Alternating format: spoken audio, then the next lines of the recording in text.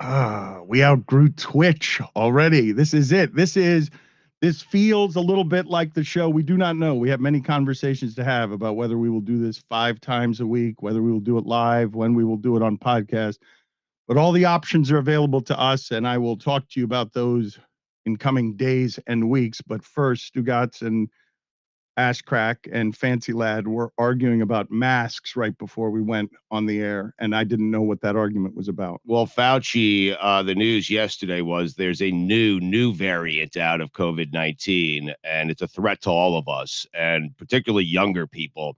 And I'm just confused. Like, I feel like we went back to normalcy way too quick. I'm not certain how to go about this. I don't know what to do. I'm still wearing a mask in Publix. Chris Whittingham, I believe, is not. Chris Cody is. I don't know what to.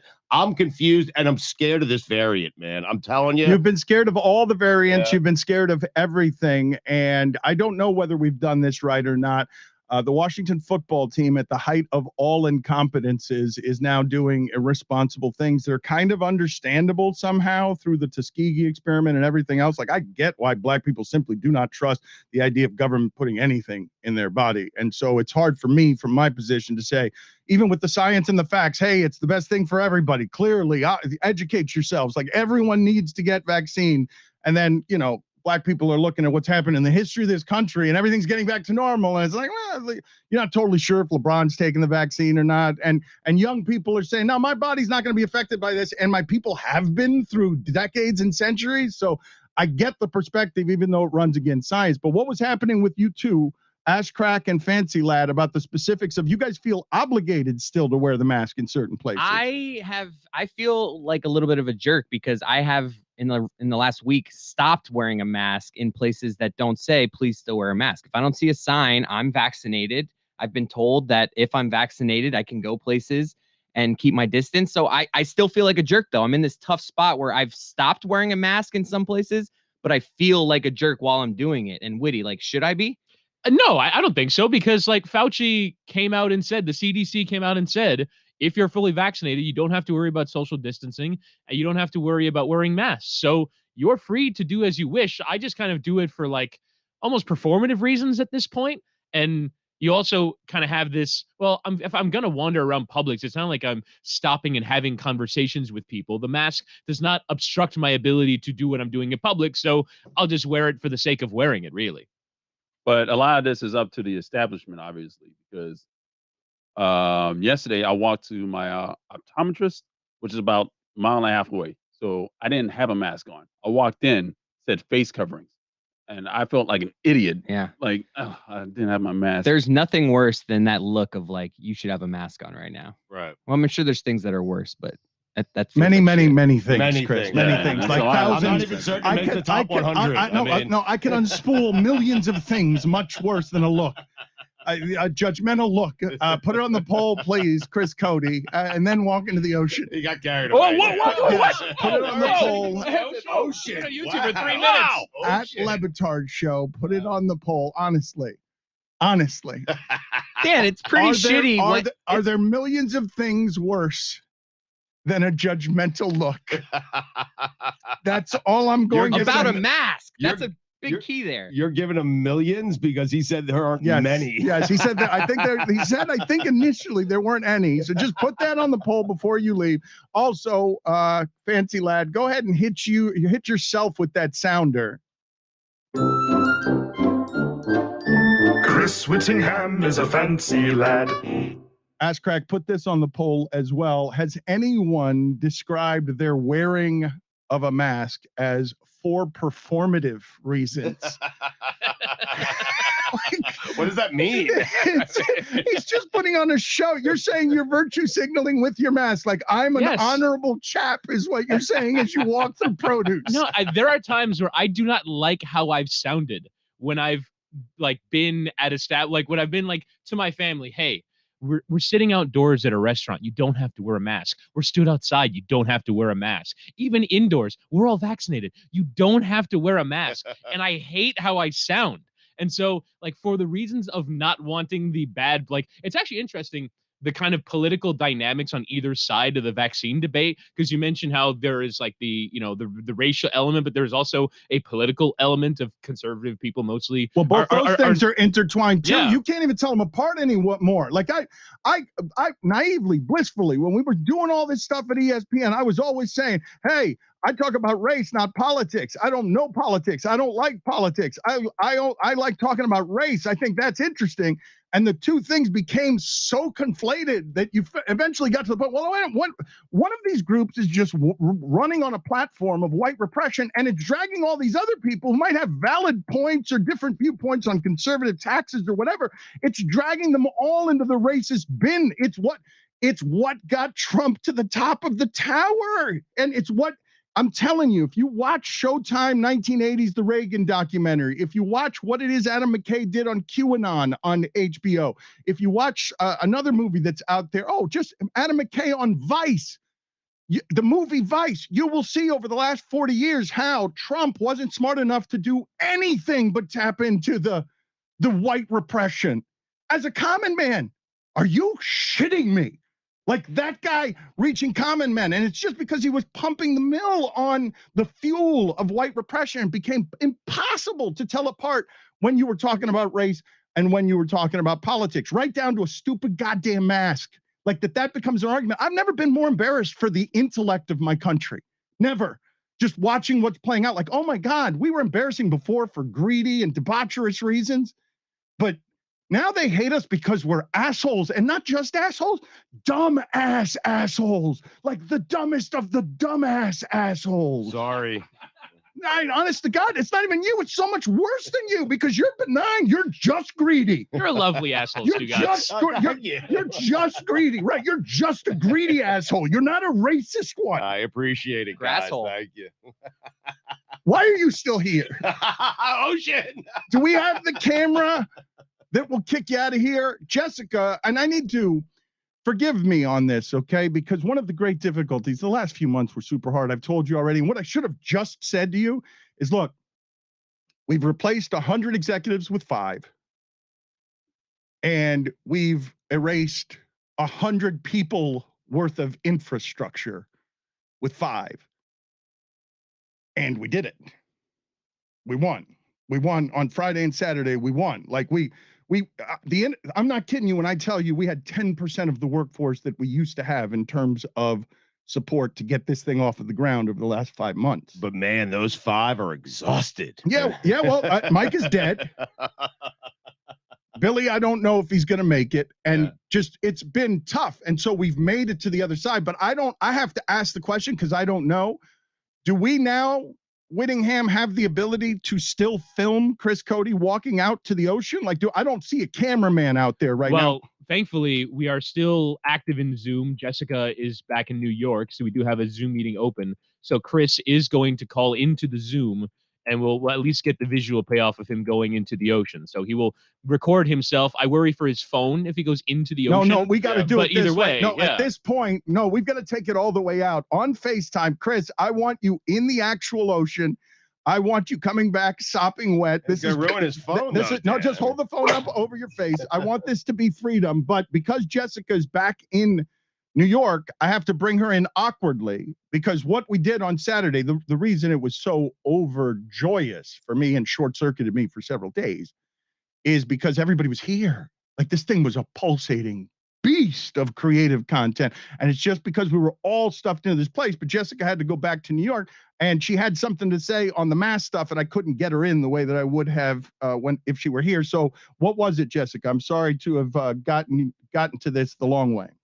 It's all good, Dan. I was just going to say that I think the mask wearing thing from the beginning has been regional. Like in New York, people are still wearing masks. And when I was in Florida last week, it was completely different. And my boyfriend and I were actually talking about how we both kind of just stopped wearing our masks in the hotel because no one else was. But then when we came back here, we were immediately like back into the mask wearing habit. So I think it's still like a very, very regional thing. People listening that aren't in Florida or maybe are in states that are still pretty strict about it have a little bit of a difference of opinion. We should not be surprised about what's going on down here. In the middle of the pandemic, no one was wearing a mask. I'm serious. I went to Tampa. I remember coming back. People were mocking me for wearing a mask. I felt it was awkward. I felt weird. I was the weird one. To me, though, everything that's playing out here, both symbolically and in actuality, right? Because this is the height of where America has been divided on everything, not just masks, but everything. What Jessica's saying is absolutely so. Masks are regional, political, cultural. You could keep going, just keep going around all, and then somebody shouts, this is racist. And you're like, no, it's the other two, or it's neither of them, or it's none of them. But the argument starts getting convoluted because anytime you say, well, I think this might be race-based, whatever it is, whatever the argument is, it doesn't have to be about masks. And then people tick down all 10 of the reasons. Like I remember, Stugotz, this happened to me at ESPN. Barry Bonds was swallowed by the steroid stuff. And I want to talk about what's happening now with the cheaters in baseball. And I was hosting PTI. And I was saying, well, what is the difference between Barry Bonds and Lance Armstrong, who's about to host the ESPYs? Like, why can I talk about one of these guys just jumping on his neck again and again and again and again and again, and the other guy is hosting the ESPYs, and I get in trouble for saying it, right? For merely pointing out like what's happening here. And I'm saying in that, well, one of the reasons, race. And one of the reasons, maybe not the chief reason, maybe the seventh reason, I'm saying one reason. And what happens? No, it's not race. It's absolutely not race. Here's what it is. Barry Bonds is an asshole. Well, so's Lance. Barry Bonds has been very obviously surrounded by circumstantial evidence for a long time. Yeah, so's Lance. And we kept going down one.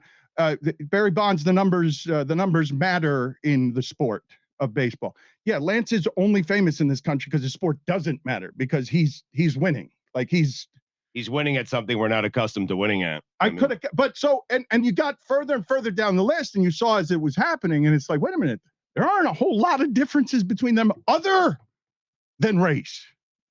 So this happens all the time with all of this shit, but we've been talking about it for so long, Stugotz. Around here, it's made us unpopular. Now people are just tired of it. Like everybody's woke and now it's just the two extremes yelling at each other. And so why is this show still doing it? And the reason I'm still doing it is because I can't believe that after 15 years of you guys yelling at me about all this stuff, I vastly underestimated the problem in this country.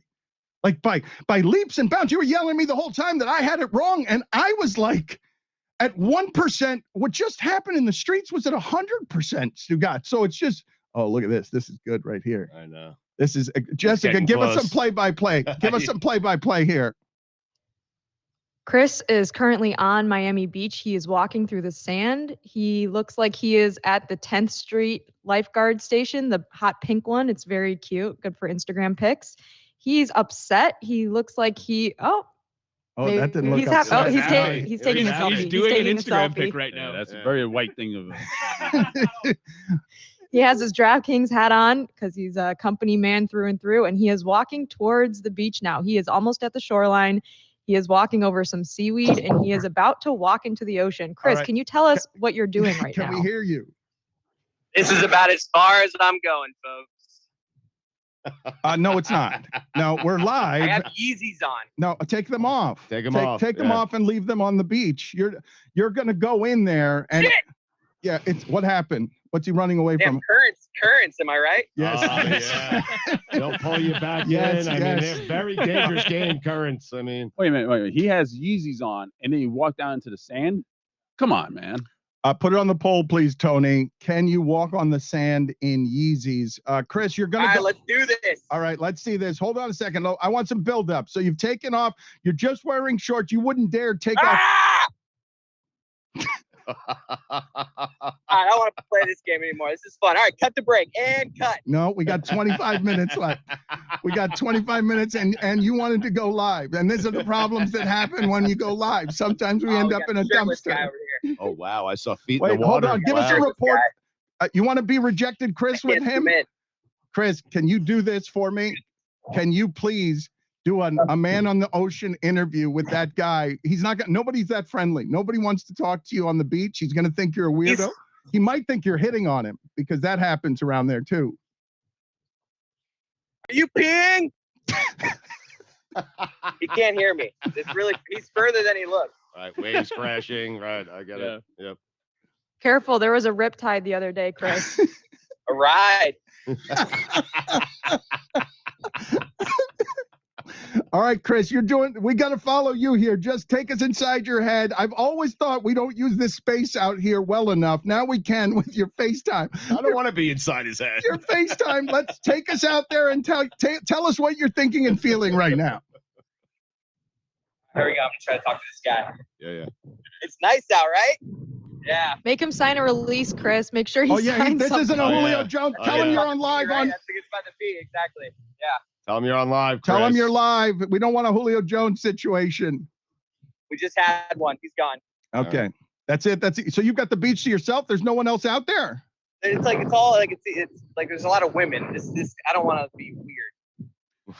Okay. Well, it's too late. Perfectly reasonable. Too late for that, Chris.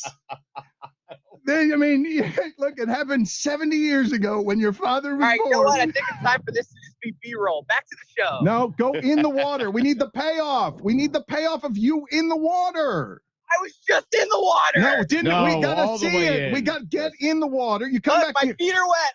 It's so wet. Yes. And sandy. Yes. Yes. And that's not deep enough. Go. Oh, now I'm fully under. You're not fully under. You're not. We're watching you. This isn't theater of the mind. This is just theater. Do you not understand how live broadcasts work? We are watching you. We see that you're lying. Why are you such an oaf? Why did we leave ESPN for this? He's gone. Chris thinks the right way to do that was by simply saying, I'm under. Tony, please call him. We need this enforced, or send the security guard. Do me a favor. Go out there with this security guard, Tony, and drag him into the water and make sure that we get the payoff on this. What is he doing? He just hung up the phone? He's being Chris. I'm also concerned for his phone as well, because if he actually goes into the ocean with his phone, yes, I don't want to be responsible for that. Right. You can't hold it over your head. It's a dangerous game, Dan. It could still get wet. Game. Yeah, debris gets in there. Maybe Tony can go out and film Chris going in. That way he's not losing his phone. But I think what the theater of the mind thing that he wanted to do was like that he was in the water, so his phone started malfunctioning, is now off. I think that's what he's trying to do. Okay, but we're not theater of the minding. We're on television right now. Like everybody's watching him fake it. I don't. Which part of this does he not understand? I'll go get him, Dan. Clearly, all of it. All right, let's regroup. This is one of the things that happens when you're on live and don't have any commercial breaks, as we learned at the height of tension between our executive branch and us during the middle of freedom.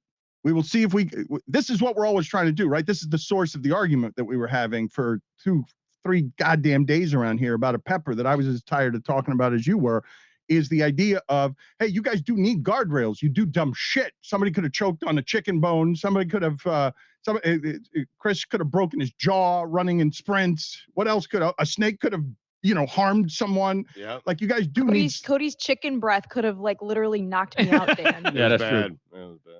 And so we arrive in this place where now we get to play with the playground, the entire Cleveland to the beach. We don't have these corporate liabilities. Stugotz, you remember when how many papers you had to sign you were holding up, what was it? More GOTS? You wanted to get on highly questionable and you were standing on a windy roof out there. Yeah, more GOTS, MOAR GOTS. I held that sign. I had to sign 17 waivers. I mean, seriously. That was terrifying though. Yes. Like now having worked here and knowing where that windowsill is, that's terrifying. He was holding up a parasail. And that could have been dreadful for us. And so we do need these guardrails, but we also need, and this is the tension, because here's the other thing that was funny that happened about the art in that night. When Skipper came in here just worried about the health of somebody, just legitimately worried about the health of an employee, we settled in for, no, the audience expects the joke to land. We got to get to the joke. You'd think Chris Cody would understand that. Look at what he just did. Like now we got to send Tony out there to go get the joke. Tony now appears to be chasing Chris Cody around. How is it possible that we left ESPN for this? And we're short-staffed to begin with. They're chasing each other. Look at this. Oh my Tony will God, catch that's a Chris's full-scale ass. change. No, It looks see, like cops. Chris thinks he's the best athlete around here. Tony will catch him. There's He's got someone up there on rollerblades. Like, what the hell is going on?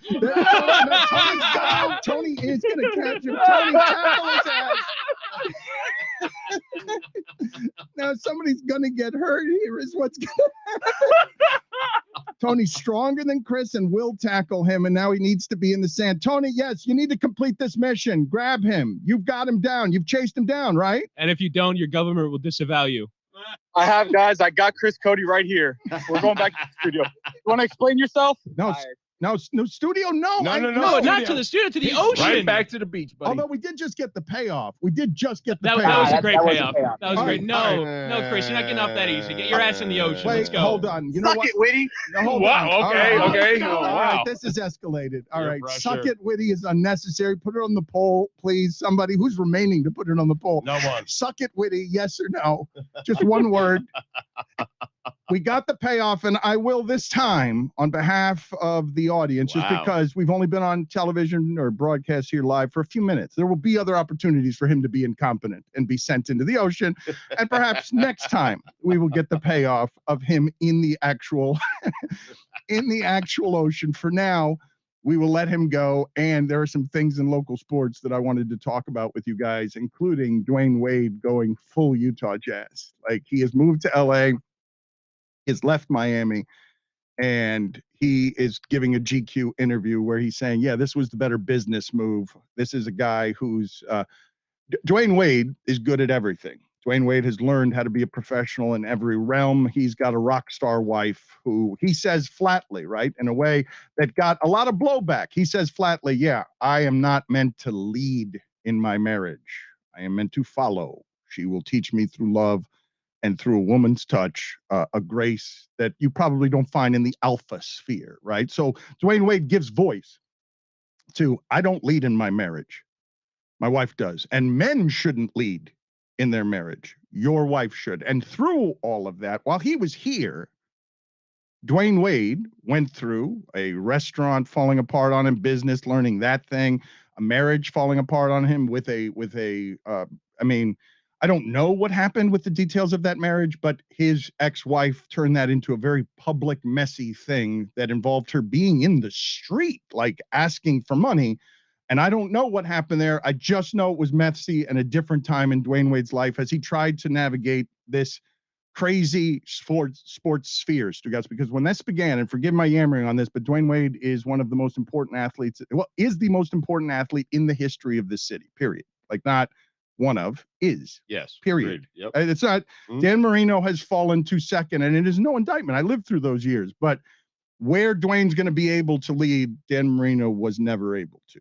What Dwyane Wade is going to do with the second half of his life, Dan Marino was Dolphins president for a minute and said, nah, Right. nah. Right. Just started doing ads. Right. That's not what he wanted to do with his life. And look, this is no indictment of Dan Marino, because the list is Dwyane Wade, Dan Marino, Alonzo Mourning. Dan Marino built a children's hospital. He did. He's done a lot of great work. I do not mean, I'm just doing the parsing at the very top of who's been the best for this town.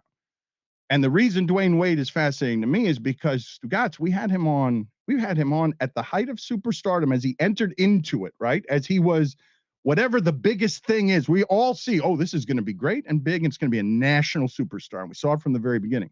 We were doing either a weekly or bi-weekly show with him. No, it was a weekly show with Dwyane Wade. Yeah. And what I remember is the grace and the touch that he had in going through photo shoots, because I was doing magazine stories on him, and his life was changing, and he would just always come through, make sure he talked to the guys in the locker room, talked to the janitors, made everyone feel the same, whether you were an important person at the shoot or not an important person. And everyone used to say to him, don't change, please don't change. And inevitably you have to, right? You have to. And growth is change, but just so much was bombarding him. And man, he navigated it pretty well, and he navigated it pretty well with the help of a woman, a starlet, a powerhouse. And she buffed him up with her love, their love. Those kids are proud of theirs. Those kids are strong of theirs. They have had some love in that house that feel. Dwyane Wade's telling you, let the woman lead. Mm-hmm. That love has made kids who could have other, like, I don't know, right? You never know how balanced someone is and what's happening in the personal life of someone, but they've shown us their life. They've lived it. They've created, they've expanded their brand on social media. She's written books about difficult subject matter. She was at the height of a toxic climate change in Hollywood that burned her out, even though it seems pretty obvious in retrospect. Nah, Simon Cowell smoking cigarettes in there, probably, if he weren't more valuable. Like, that's the part of the business that had to go in the toilet, but it was easier to get rid of Gabrielle Union. They've been at the center of all of this. And now he's saying, I'm going for Bitcoin and money because, hey, Miami, love you lots. Super grateful. But you guys weren't, he's not saying this part. You guys weren't offering me in terms of what I actually want my next 40 years to be, what Utah is offering me, which is new kinds of currency, new leadership, right? Because Arison and Riley, that's old guard. That's in your 70s. Right. I got to be honest, it hurts because Dwyane does mean that much to this city, and to have him as part owner of the Utah Jazz and seeing him in Utah cheering for that team, and I understand why, obviously, but it hurts. It just seemed like such a perfect natural fit that Dwyane Wade would be part of the Heat organization for the rest of his life. But you understand why it happened, correct? Yeah, I do. And I don't know how mad you can be at him because he's choosing himself. He's choosing to continue to be a powerhouse throughout what is the next part of his career. Oh, I'm not mad at him. He chose what's best for Dwyane Wade. It's frustrating. It seems like it should have been an easy thing to get done. Dwyane Wade, part owner of the Heat. Who wouldn't love that? I mean, Miami would love that, and it's just disappointing, I guess. I'm not mad at him, though. Do you think that it's difficult for fans to understand and differentiate the difference between a player's playing career and then their business opportunities, and that those things they're different, and then it's just an emotional reaction that we get to that? That's what it is, though. And business can be very rational. It could look, that's at the source of tension in much of what it is that plagues the bridge, or the lack of a bridge, between customer and athlete being paid millions. Is that right there? No, they're entertainers. I pay their salary. They're not allowed to be human with political opinions. What are you doing? Don't bring that into my life. I just want the escape of the emotion. Don't bring that real life shit in here. I think about Michael Jordan, and I don't know if Bulls fans were angry when he took an ownership stake in the Hornets. I was really young when that happened, but we don't think about him as being a traitor to Chicago, right? Like, he left Chicago. He's not really a Chicago guy anymore. He doesn't live there. He doesn't vacation there. I don't know why you would vacation there. It's cold most of the year, but we don't think of him as a traitor. So I think that like Cortez, who might, be a little bit hurt by this, and some other Heat fans, you have to kind of rationalize that there's different things that people do throughout their lives, and they're not all personal. Jessica, we just saw a portion of the story. Last Dance was a commercial. It was a polished sneaker commercial for Nike. We'll talk about Nike's now signing Dak Prescott, making him the most valuable athlete in the NFL that is working for Nike. It's the greatest movie I've ever seen. You're calling it a commercial? Yeah, I mean, how dare you? All right, put that on the poll, Chris Christ. Cody, at Batard Show. Last Dance, greatest movie you've ever seen, or Nike commercial. Put it on the poll. And what I wanted to say about Michael Jordan, you just saw the tension between management and player empowerment in Chicago. Michael Jordan was probably underpaid the entire career. And at the end, as they squeezed the most out of it, as Reinsdorf, who has now hired La Russa, kept backing Jerry Krause, Stugotz, until at the very end, valued employee Michael Jordan. It should be easier than this. Didn't Stugotz just tell you? Squeezed out goes to Washington. Yep. Squeezed out. No, but it gets worse. We didn't cover this in the documentary. Squeezed out and gets worse. And the most powerful athlete any of us have ever seen now works for Abe Pollin in Washington. Powerhouse, systemic power rises above the labor. Washington. And at the end, Michael Jordan was an employee. At the end, he got run out of Washington. They milked the last bits of dollars out of him. Yep. And the most powerful man in sports with no black ownership says, you know what? Fuck this. I'm going to be the black owner. I'm like, get out of here with that.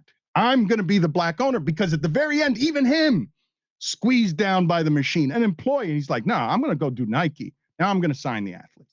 And now I'm going to have. And so he birthed quietly, really, because he didn't give opinions to any of these things, what you now see with LeBron, which is, oh, I'm going in with my boys and I'm conquering Hollywood. I'm conquering media. I could get Obama in my barbershop. I don't need any of you people, like none of you. I can be my own economy. I can be ESPN.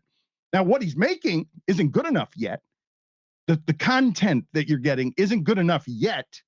But let's see if some people can tell LeBron James there in that world, as he and Dwyane try and dominate that world with Gabrielle Union. Let's see if somebody can tell LeBron James, hey, you need to elevate the content. You're in the content game. You want to play in this space.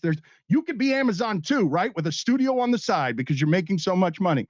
But your content needs to be better. It can't just be, hey, I'm LeBron and I got here. Right. Can it be though? I mean, I'm not certain. Can it just be, LeBron, jazz hands? If he wants 10 million people. If he wants it to be what I think he wants it to be, which is meaningful, a world-dominating thing where he's in the room with Bezos and they're not equals. That Bezos has to go to space for 12 seconds for them to not be equals. The one thing about LeBron is in basketball, we ultimately know that if he's at his best, he will win, right? If he and Anthony Davis were healthy this year, we all kind of think that they would have come out of the West.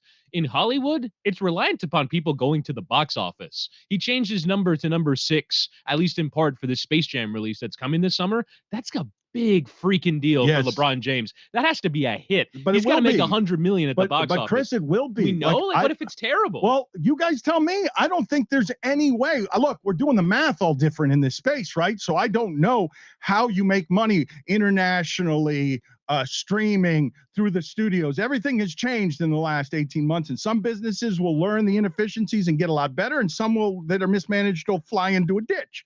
But the movie industry, like that can't miss. You give dumb America, happy cartoons, and like the script doesn't matter. This is marketing porn. Like, I'm going to give you celebrity after celebrity, nostalgia after nostalgia. I'm going to go into some archives and get some clips from other movies. Like, that movie can be total shit. It'll be famous shit. And in the Kardashian generation, that's all that matters in the content game. Like, I can't see that movie failing. Isn't it more important that it's well received? Like, obviously, if it's well received, a lot of people will see it, so it will make money. But if it could only be one of those things, wouldn't they rather have it just be thought of as a good movie? Make money. Hollywood make money. Obviously, I know, like, the company that made the movie wants it to make money. But just in terms of public perception, if everyone that goes and sees it is like, that was really good, and it doesn't really matter how much money it makes at that point. But what's the point? You'd rather have a dud that's well received? I know LeBron would rather have it make money. I'm just saying, though, in terms of public perception, I think it's more important that it's just a movie that people like. But Dan's talking about getting stuff made, right? You get stuff made in Hollywood when it makes money, right? And I mean, international box office is massive as well. Like, LeBron is a huge world superstar. In theory, this should crush all over the world. So if it's a hit, then he's on his way. But he's kind of like, it's more important than him having not won the finals this year is how, like, for his future, is this movie succeeding? If the Space Jam, if the movie sucks, but on the ancillary markets with shoes, merchandise, action figures, and then overseas the movie makes $1 billion, there's going to be a Space Jam 2 in less than 18 months. You can mark it down right now. It does not matter if people like it. If it makes enough money, that's why we have like 40 Marvel movies right now. This is super interesting to me from a number of different angles, because I do believe we have criminally underappreciated somehow LeBron as he has made his way across these 15 years with everyone milking an economy off him. Cities, ESPN, everybody underpaid by any definition in the way that the measurements are done in a salary capped sport. Underpaid, yes. Underappreciated. I think people are starting to appreciate LeBron's regardless, greatness. What I'm telling you is that he and Wade are not interested in just now or even the last 15 years. They're interested in the next 15.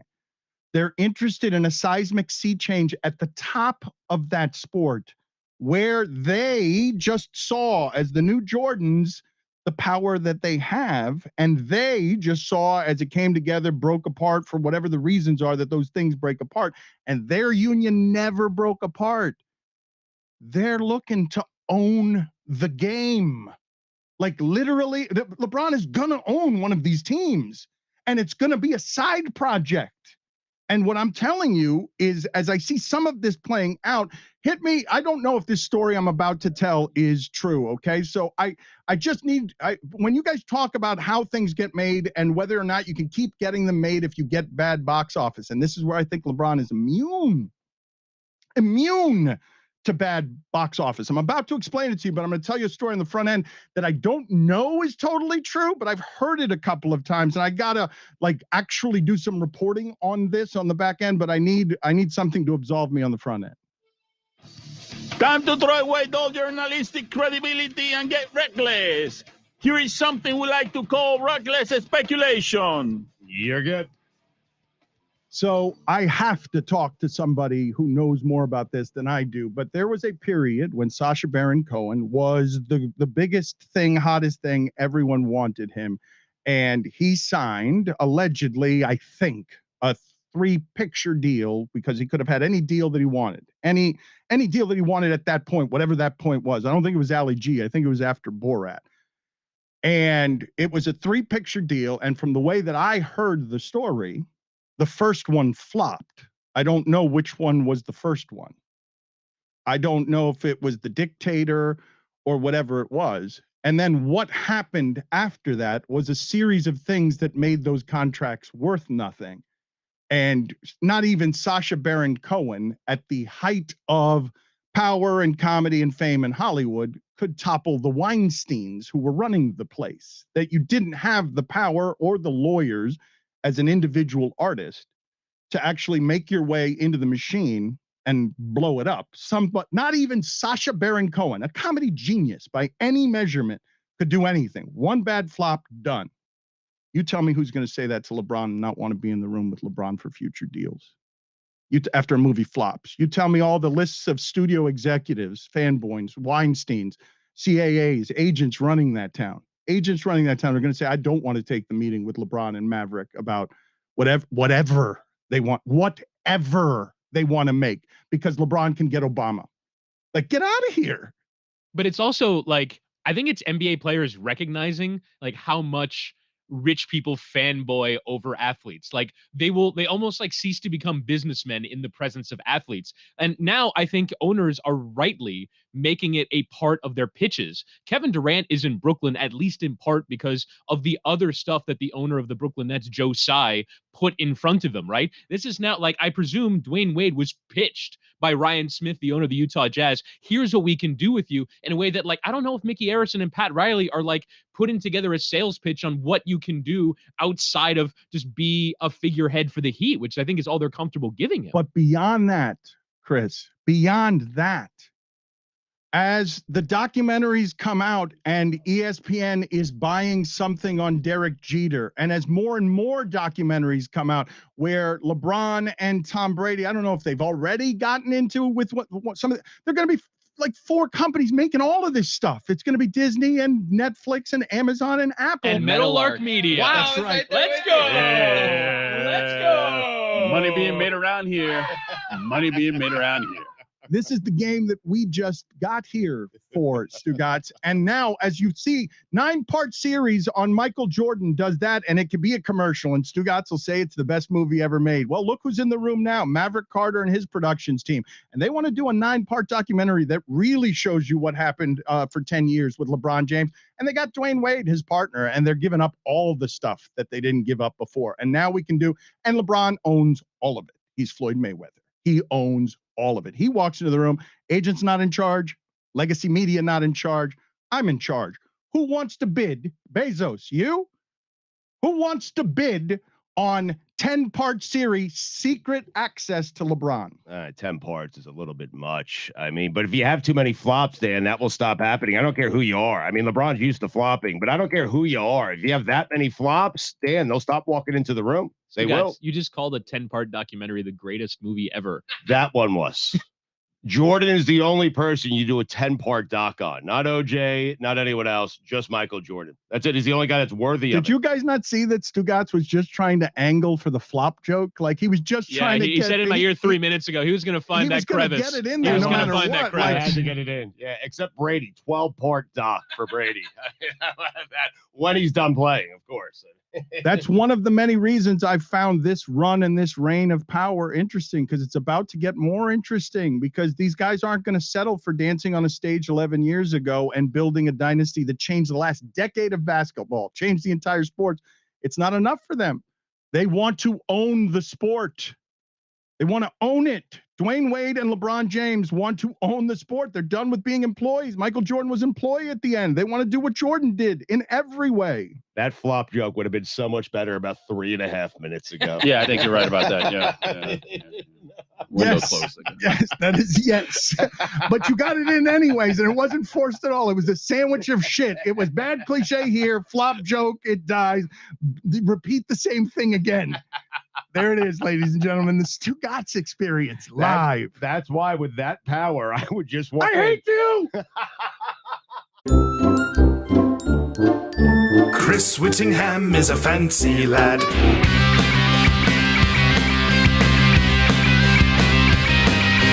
Overbearing just a tad. Chris Whittingham is a fancy lad. Syntax errors make him sad. Chris Whittingham is a fancy lad. So let us mount our penny farthings ride. So on with our comrades. Shout at everyone you see. Then Chris Whittingham is a fancy lad.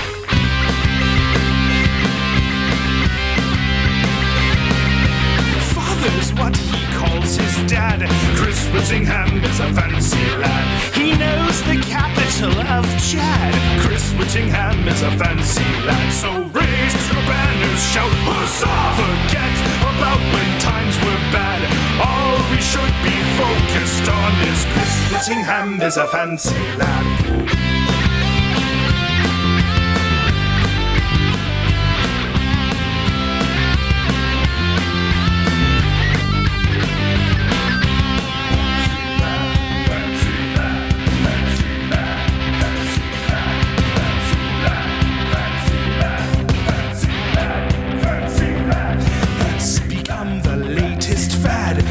Whittingham is a fancy lad. Where'd you get your undergrad? Chris Whittingham is a fancy lad. It's time for tea and time for crumpets. Make your colleagues extra mad. All you really need to know is Chris Whittingham is a fancy lad. Chris Whittingham is a fancy lad. Chris Whittingham is a fancy lad.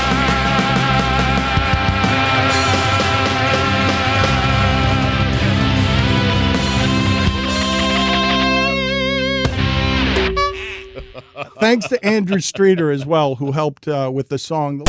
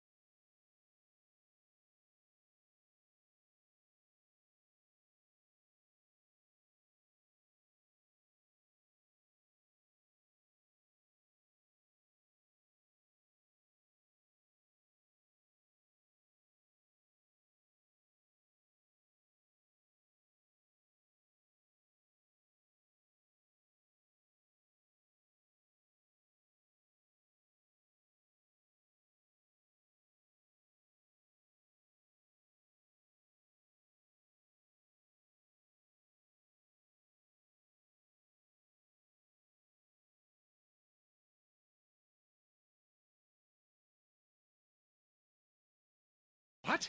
Greetings, villagers! It is I, the witch, risen from the ashes of exile from the farthest reaches of the magic kingdom. I have concocted a spell to make an appearance to see the kingdom because I heard about the birth of a new princess, Princess Mia. Oh, Princess Mia.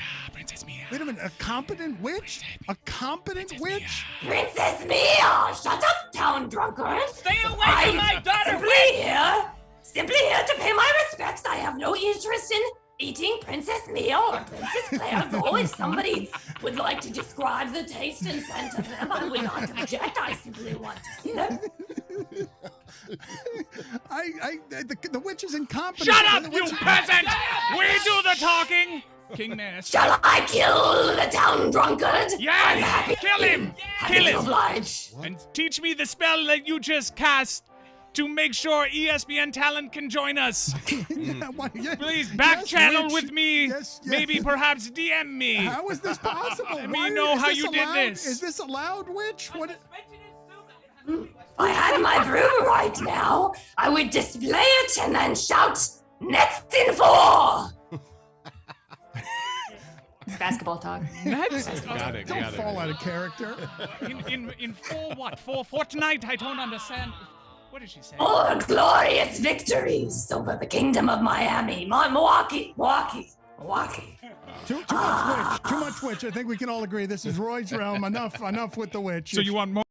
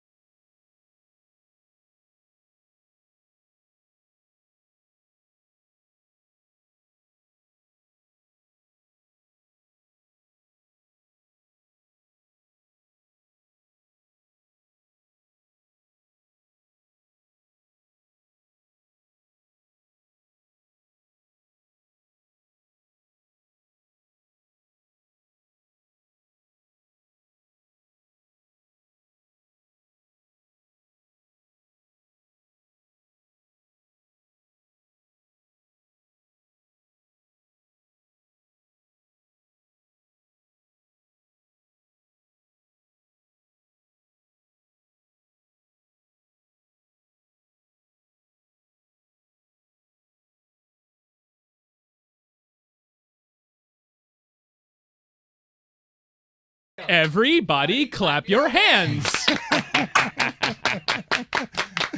on, y'all. Come on now. How low can you go? And Anthony Davis could not get low at all, baby. I'm telling you, it was crazy. Can you go down low all the way to the floor? Oh my good God. Can you bring it to the top like you never ever stop? Crisscross. 1 foot, y'all. This song sounds different than the song how I remember it, but I like it, Chris. We don't go to the same weddings. Sure don't. You sure don't. You guys are connecting. What a wonderful moment.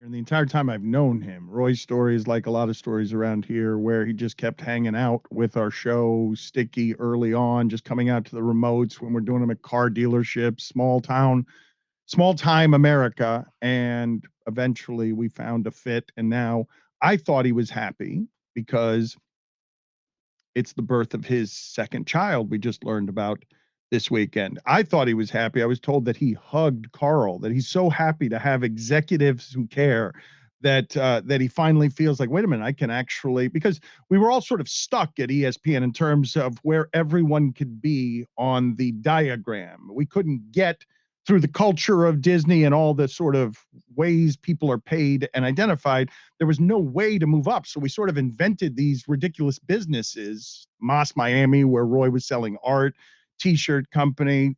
So we just created something that could, outside of Disney, so it wasn't just writing checks, that some more money can be made. And so I thought all of that is what was happening, but it's not. No. He hasn't left, that there's food now in the other room. Every time I go over there, he's making another sandwich. So why are you happy? Are you happy just because we're now being fed around here after 8 years of hey, don't touch those muffins downstairs. They're for the visitors. Yeah, it's a combination of things. Food, money, child. Not in that order, obviously. Food, though, is first, right? Yes. There are Doritos over there. I put it on the poll, I ate please. them all. Please, there are no more. Put it on the poll, Cody. At Batard Show, what makes Roy happy? Why is Roy so happy? Doritos? Yeah. Second baby, money. What else? Is there a fourth one in here? Hockey. I'm sure my His marriage sixth is probably hockey there. team is still in the playoffs. Well, I would like the top 5 things that make Roy happy. Well, can we make fun of this for a second? How many teams does Roy have in hockey? Can Roy get the 5? It's a little absurd. How is it that all his teams, he's got all these teams and none of them, I mean, just keeps picking up new teams every time one of them I'm not picking up new teams. All right, the first team was the Blackhawks, and then it was the Sabres, and then the Panthers ended up in the Panthers are third. Your No, local I'm team. going in chronological order. So these are hockey teams before the Panthers arrived. Yes. Kick, save, and a butte. Thank you. Thank you. And then it was the Panthers, and then a good friend Jim Pavola works for Vegas.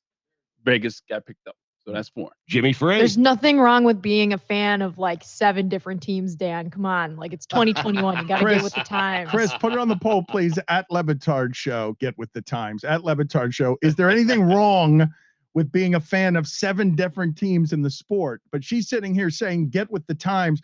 And what just happened, by the way, Chris Cody came in here and apologized. Ass Crack came in here and apologized to everybody.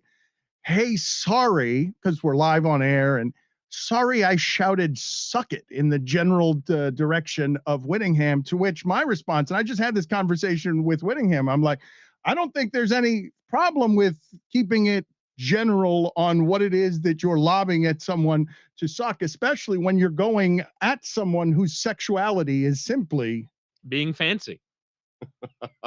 Like he I mean, he's not, he is indiscriminate sexuality. We don't know what he likes other than being fancy. The proverbial sucking it would not be in keeping with the character. So that bit I don't like. But also, oh jeez. I mean, it's not really something that insults me that much. I actually find it quite amusing. He wasn't bothered by it at all, because I'm like, do we need to apologize to you for what Chris Cody just shouted? And he's like, I'm just fancy.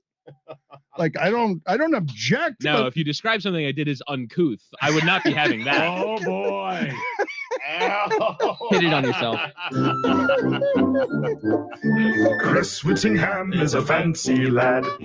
I'd like to go down this path, though, because it just broke out in the We don't need to go down that path. In the Dolphins locker room, where Robert Hunt is being dragged yesterday because he's a lineman, a guard, a big tough man who paints his fingernails. He likes stars and lightning and suns, and he's like, "What's the problem?" He's looking at everybody like, "What's the problem?" And it became a thing. Miami has drafted linemen for the last 2 decades of my life. I've never been able to block anybody. I wish they'd paint somebody as an offensive lineman who could block somebody. Imagine drafting linemen your entire life, and they're never good at blocking. The offensive line has never been Parcells good. came down here. Watch, I'm going to make you tougher. Yes, Parcells, Nick Saban, I'm going to make you tougher. Watch me. I'm going to make so many offensive linemen so kind of tough, and then I'm going to draft them in the first round, and we can't block for shit across 2 decades. But now Robert Hunt comes in. He's got fancy painted fingernails, and everybody's like, what's that all about? Do you eat faces or not, dude? Like, dude, do you tear people apart with those fingernails? Like, tear their skull apart and urinate and then shit in them. Because that's the guy that I want on my team with his fingernails painted. But what was happening there? Why did this become a thing? He's probably wearing gloves on the field, by the way. So not even his opponents are going to be able to see those nails. But what was this? I mean, do I need to tell you that Shaquille O'Neal painted his toenails?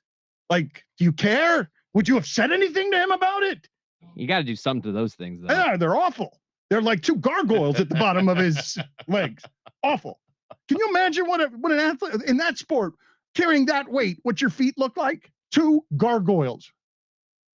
Well, I mean, like Chad Johnson has talked before about how many pedicures he used to get. Like, but ultimately, the reason why this becomes a thing is because football is the ultimate thing where it's a measurement of alpha maleness, right? So if there's any sign that someone is not a 100% alpha male, then yeah, people are gonna have a reaction. It means absolutely nothing. Yeah, but people have a reaction to it. But if he can maul people, I don't think anyone cares, right? I think if he can play, no one in that locker room No, but the second he cares. doesn't maul somebody, He's in trouble. it's Right. all of a sudden it Yes. becomes about the painting of fingernails when it has next to nothing to do with that. Right. I find this space to be fascinating, right? Because you guys sometimes get tired around here of the fascination that I have with Ricky Williams, because he navigated some of this stuff in a way, it was just fascinating to be that close to the fame as it grew up, not prepared to grow up in some realms. And I actually talked him into doing something that ended up being a huge mistake that both he and I thought was simply funny, which is putting him on a wedding dress with Ditka. And we absolutely underestimated. I mean, I absolutely underestimated how bad that advice was, just going with my friend, what he thought was funny. Yeah, Ricky, that guy looking that way in a wedding dress, not because he's trying to give off Rodman and shocking. It's just funny. He's standing next to Ditka and they're on, and Ditka's in. Everyone agreed to this? Yes. Okay. It's just funny. No, it's not. No, it's not. We're going to wonder about your sexuality and if you're a weirdo and what's the matter with you. And all he was is an artist in this alpha world, and it didn't fit. And he became a weirdo, and it's just okay to tolerate the weirdo when he's looking for Roy Williams in your secondary because he bullied the team the week before, and he, on a breakaway, is looking for him because he wants to beat him to death with his thighs. And Roy Williams is yelping because here comes all of Austin, and it's hell bent on destruction. Go ahead and tell him he's gay. Somebody go ahead and try and question his sexuality or his toughness. So everybody just looked past the symbolism of that cover shoot, basically. Like, it's a marriage. It was a marriage. They gave up a lot for like Ricky Williams for that Saints An entire draft, right? Yeah. And like Mike Ditka basically is wedded to Ricky Williams. That's the symbolism behind it, right? Is that he was wedded to Ricky Williams now. What we were going for, right? This was Rick Tellender and I wrote it. Rick Tellender, Chicago, me, Miami. And being behind the scenes on that one was fascinating because Dave Wanstead was cruel to Ricky Williams, didn't trust anybody, apologized to him years later. Like, I'm so sorry I didn't get you a quarterback, 400 carries. What they're doing to Derrick Henry now in Tennessee, plus. Did you apologize to Ricky for the idea? Well, we still laugh about it. Okay. It was ultimately good for him, right? I mean, I know I always play this game, but it was a popular thing. We're still talking about it. How many years later? I'm serious. I actually think that, and Dan, obviously you're friends with Ricky Williams, and he's an incredible character. But like when you compare now to like what's happening with Naomi Osaka and just a lot of the things generally where athletes are comfortable sharing of their personalities and comfortable saying this makes me uncomfortable. That in some ways is the trailblazing of Ricky Williams. I feel bad. Even like the notion of everyone getting bent out of shape over marijuana use. Like, think about how backwards that is 15 years later to be like, he shouldn't be smoking marijuana. Now it's like legal in 20 states. It's incredibly anachronistic in a way. And I know him to be a super sweet man. So to see my friends, rocks and garbage thrown at my friend in that circumstance, when I know him to be a sweet man, and also before we got to all the mental health stuff where it is now, where you can have a month and talk about it publicly, and Rex Chapman could be out here talking as he does today in one of our hours with uncommon honesty about how sad he was as a player, sad in Kentucky as a white player dating a black woman, and alums telling him and donors telling him, I'm looking out for you, kid. You shouldn't be dating a black woman in Kentucky. And then seeing everything that happened in Kentucky after that. And now Rex Chapman is going after Mitch McConnell at every turn he can, because that's the fight in America now. The idea that mental health back then wasn't where Kevin Love and DeRozan had brought it now, or Osaka or anyone else. It was just throw Paxil at it. Let's make him a sponsor for Paxil. He's got social anxiety. He's doing interviews with his helmet on. The way we solve this is by let's see if the first thing we do, not talking to him about it, not training in the room where they heal things the way they do your ankle. No, shove it down. Don't talk about it, and don't do weed. Don't do weed. Do Paxil. Right. Don't do weed. Don't smoke weed for whatever the pain relief is for your depression. Like Rex Chapman talked about Stugotz, it was just from bed to court to golf course to gambling, and so he wouldn't have to look at his life. Right.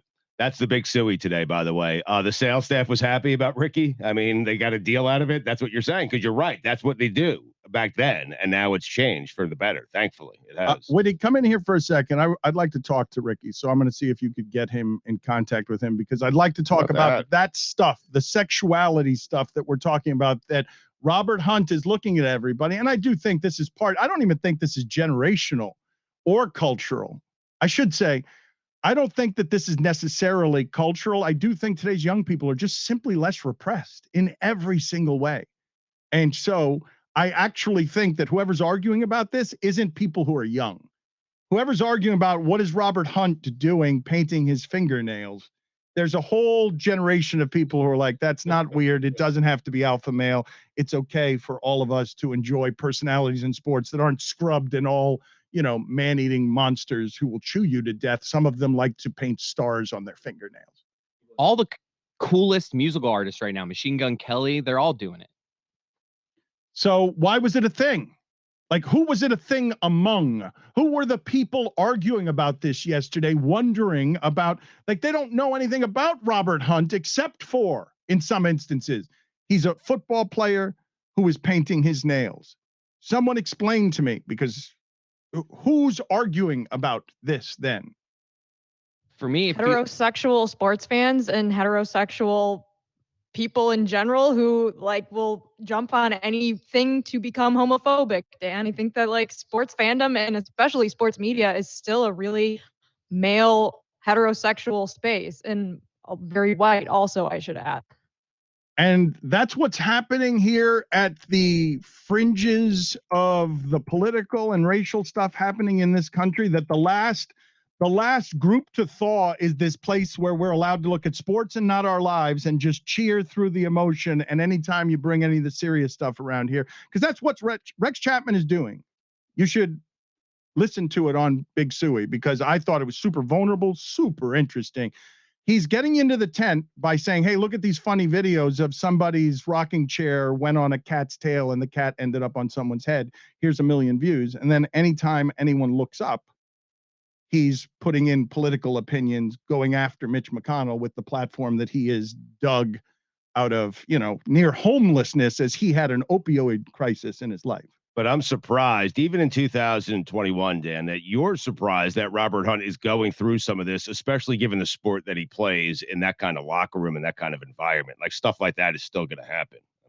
All right, so we've got Ricky now, and Ricky, thank you for making the time. I was just talking about how we were talking about Robert Hunt, an offensive lineman for the Miami Dolphins, and he likes to paint his fingernails stars and lightning bolts and sunshine. And it got me to thinking about you being an artist in the alpha world of pro football.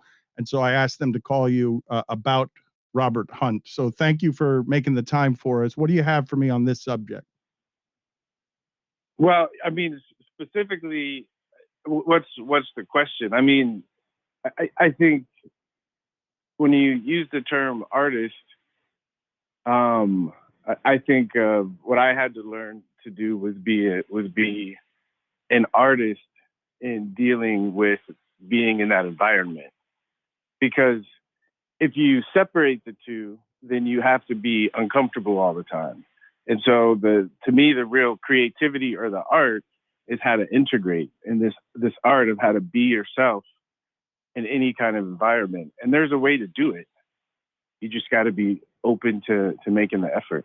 But you were too young to do it, right? I mean, the intoxicants of fame, I mean, that's really hard to ask of a young 20-year-old who's just arrived at his dreams, no? Well, I mean, that was 20 something years ago. I think now that we're even having these conversations, there's more opportunities for it to occur.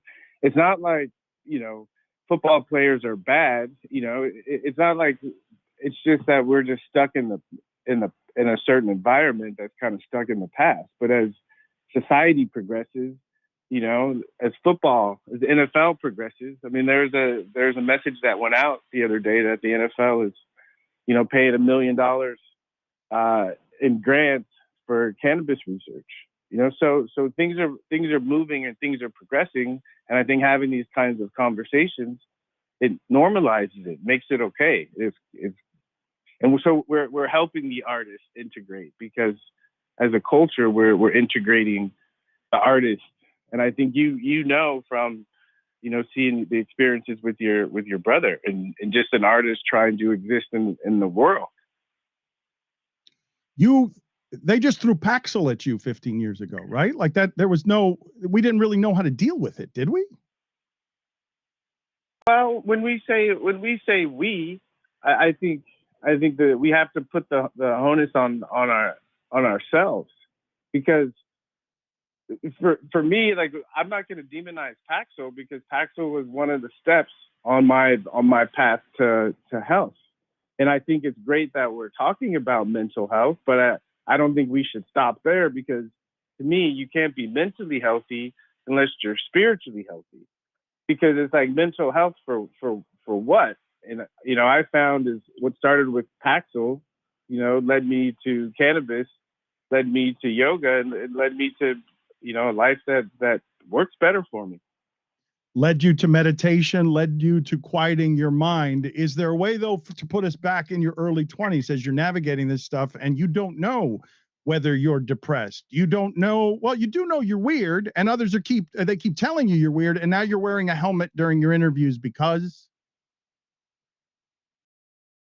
Well, exactly. But this is what I'm saying. This was a time, like, in the past, people weren't having these conversations. If people were having these conversations, I would have been a hero back.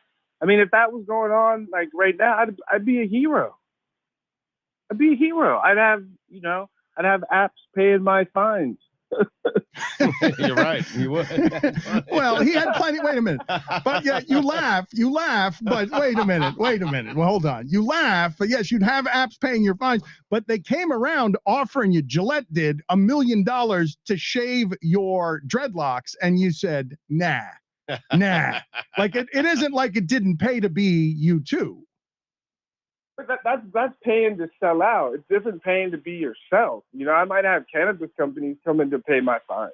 It's a different world where you can be yourself, and there's jobs you can have, and there's institutions that will support you. It's a different time. Ricky, do you have any modicum of pride about perhaps changing the conversation in the slightest of ways towards a positive direction that we now are? Of course. I mean, to me, that's the only way that I can, feel good about myself. Because, at some parts, sometimes it was very difficult, but I kept telling myself that there's a reason that I'm going through all of this. And so to see that things are changing, it feels really good. Ricky, what's wrong with selling out? What's wrong with it? I don't think there's anything wrong with it. Well, thank you. I think personally for me, it's just, I can't look in the mirror when I do something where I feel like I sell out. And so it's just my personal conscience. But for other people, I don't even mean to give it a negative connotation. If it works for you, go for it. Yeah, it has. Thank you. It has, and there seems to be some skepticism here in the other room. Oh, and I'm sorry to do this to you, Ricky. It seems like there's some unruliness back there. I don't know who has opened the cage, but I'm sorry. Yo, chicken time. I feel like what are you talking about? How can you say that? You see the shit is going on here.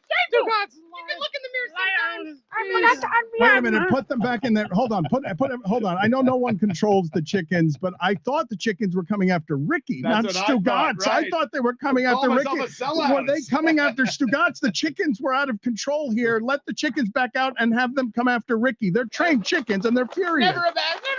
I still wanted to go after Stugotz. I don't care. Ricky, how dare you? What's wrong with you? All right, everybody get out of here.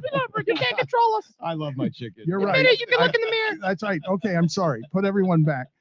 Ricky, we were talking about, I didn't want to articulate this for you. I was looking at it through my perspective. But as we were talking about the fingernails, one of the things that I underestimated, giving you what I now have admitted is bad advice, but naive advice, I didn't think the wedding dress would be seen as anything other than funny and your sense of humor. Like, looking back on it, I have great regret about putting you in a position that I think I've got it right when I say you and I just thought it would be funny. Yeah, we did think it would be funny, but and again, I think the role that you claim to play is the one that like looks out for me so that I can be myself, and so I was like, I thought it was funny, and even during the photo shoot, it was funny.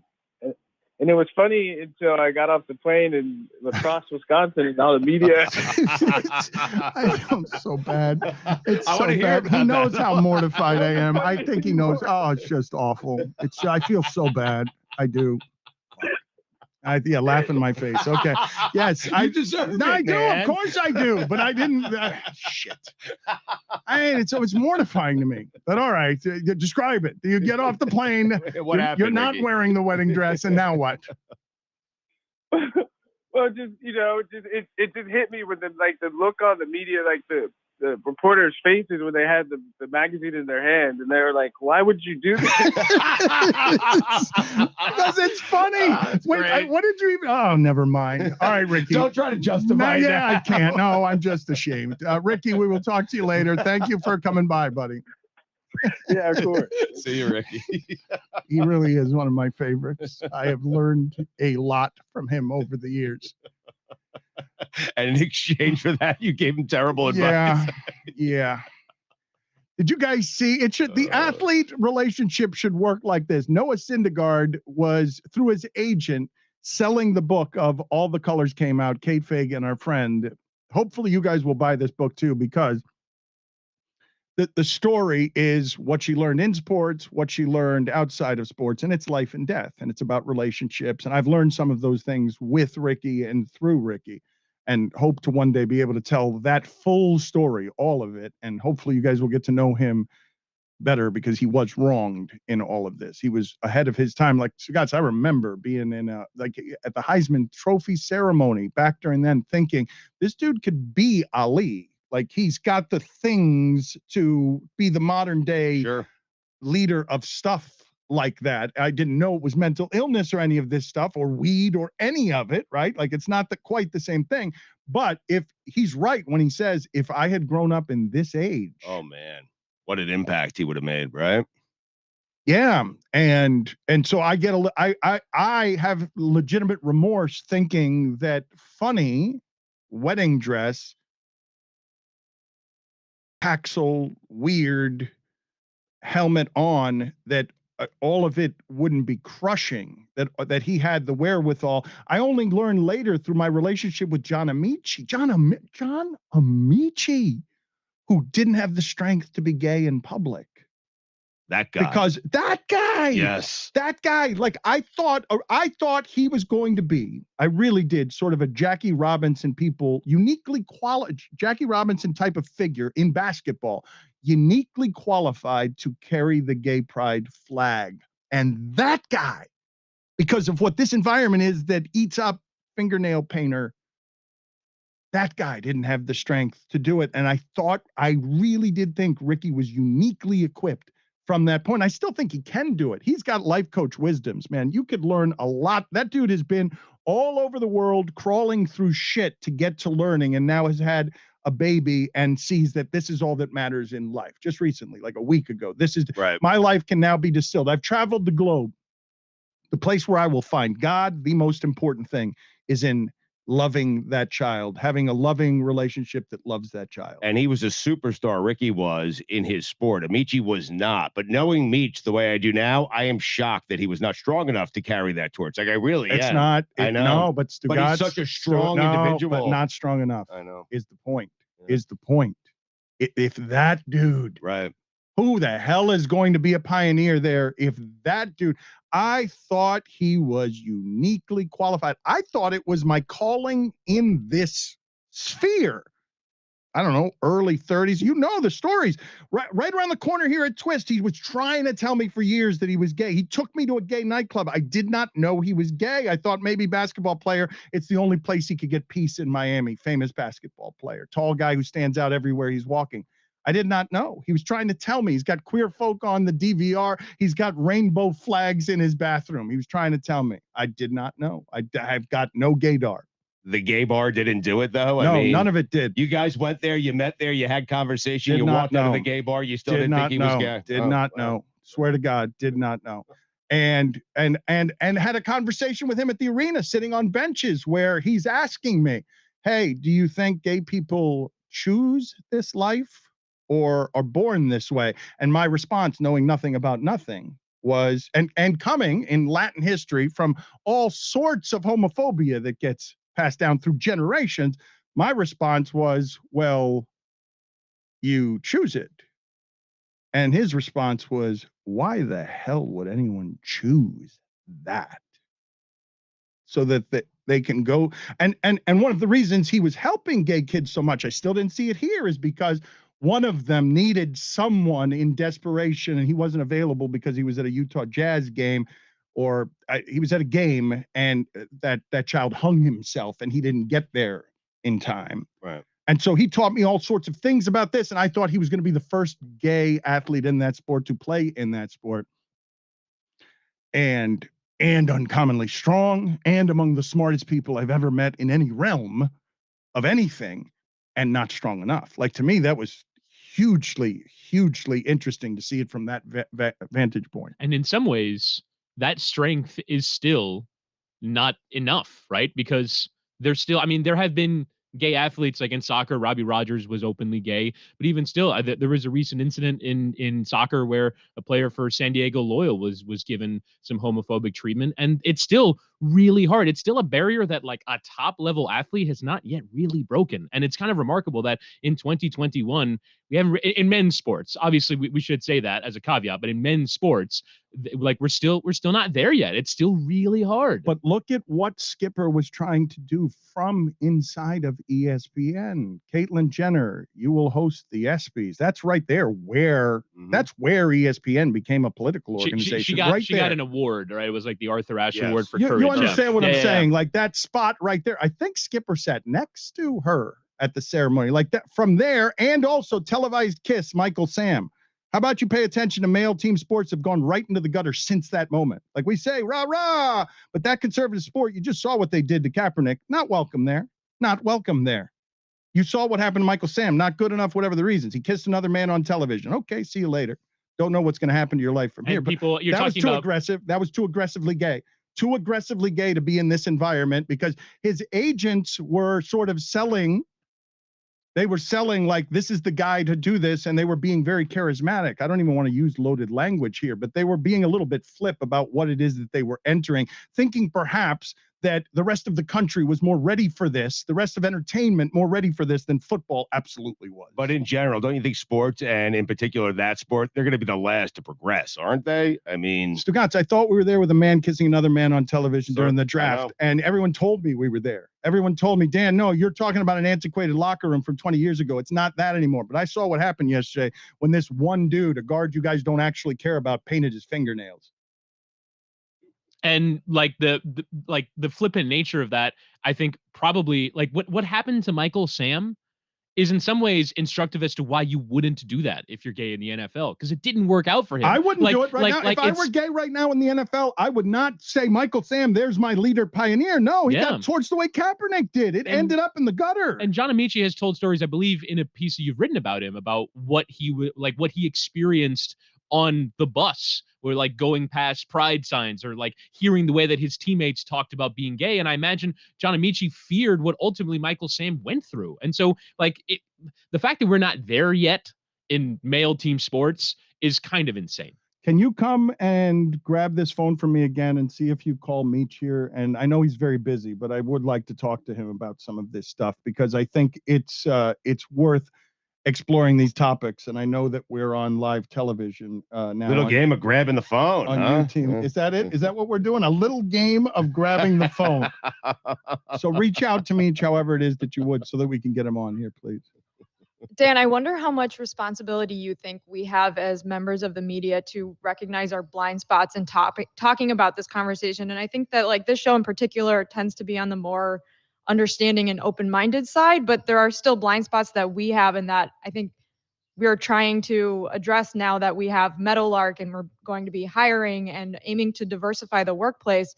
And I think that's kind of, Meadowlark maybe is a little bit of an exception to a lot of the places that I've worked in the past, and a lot of mainstream media that does not care about those things, and that has a massive blind spot when they cover topics like that, and then how that is reflected back into society and the people consuming that culture.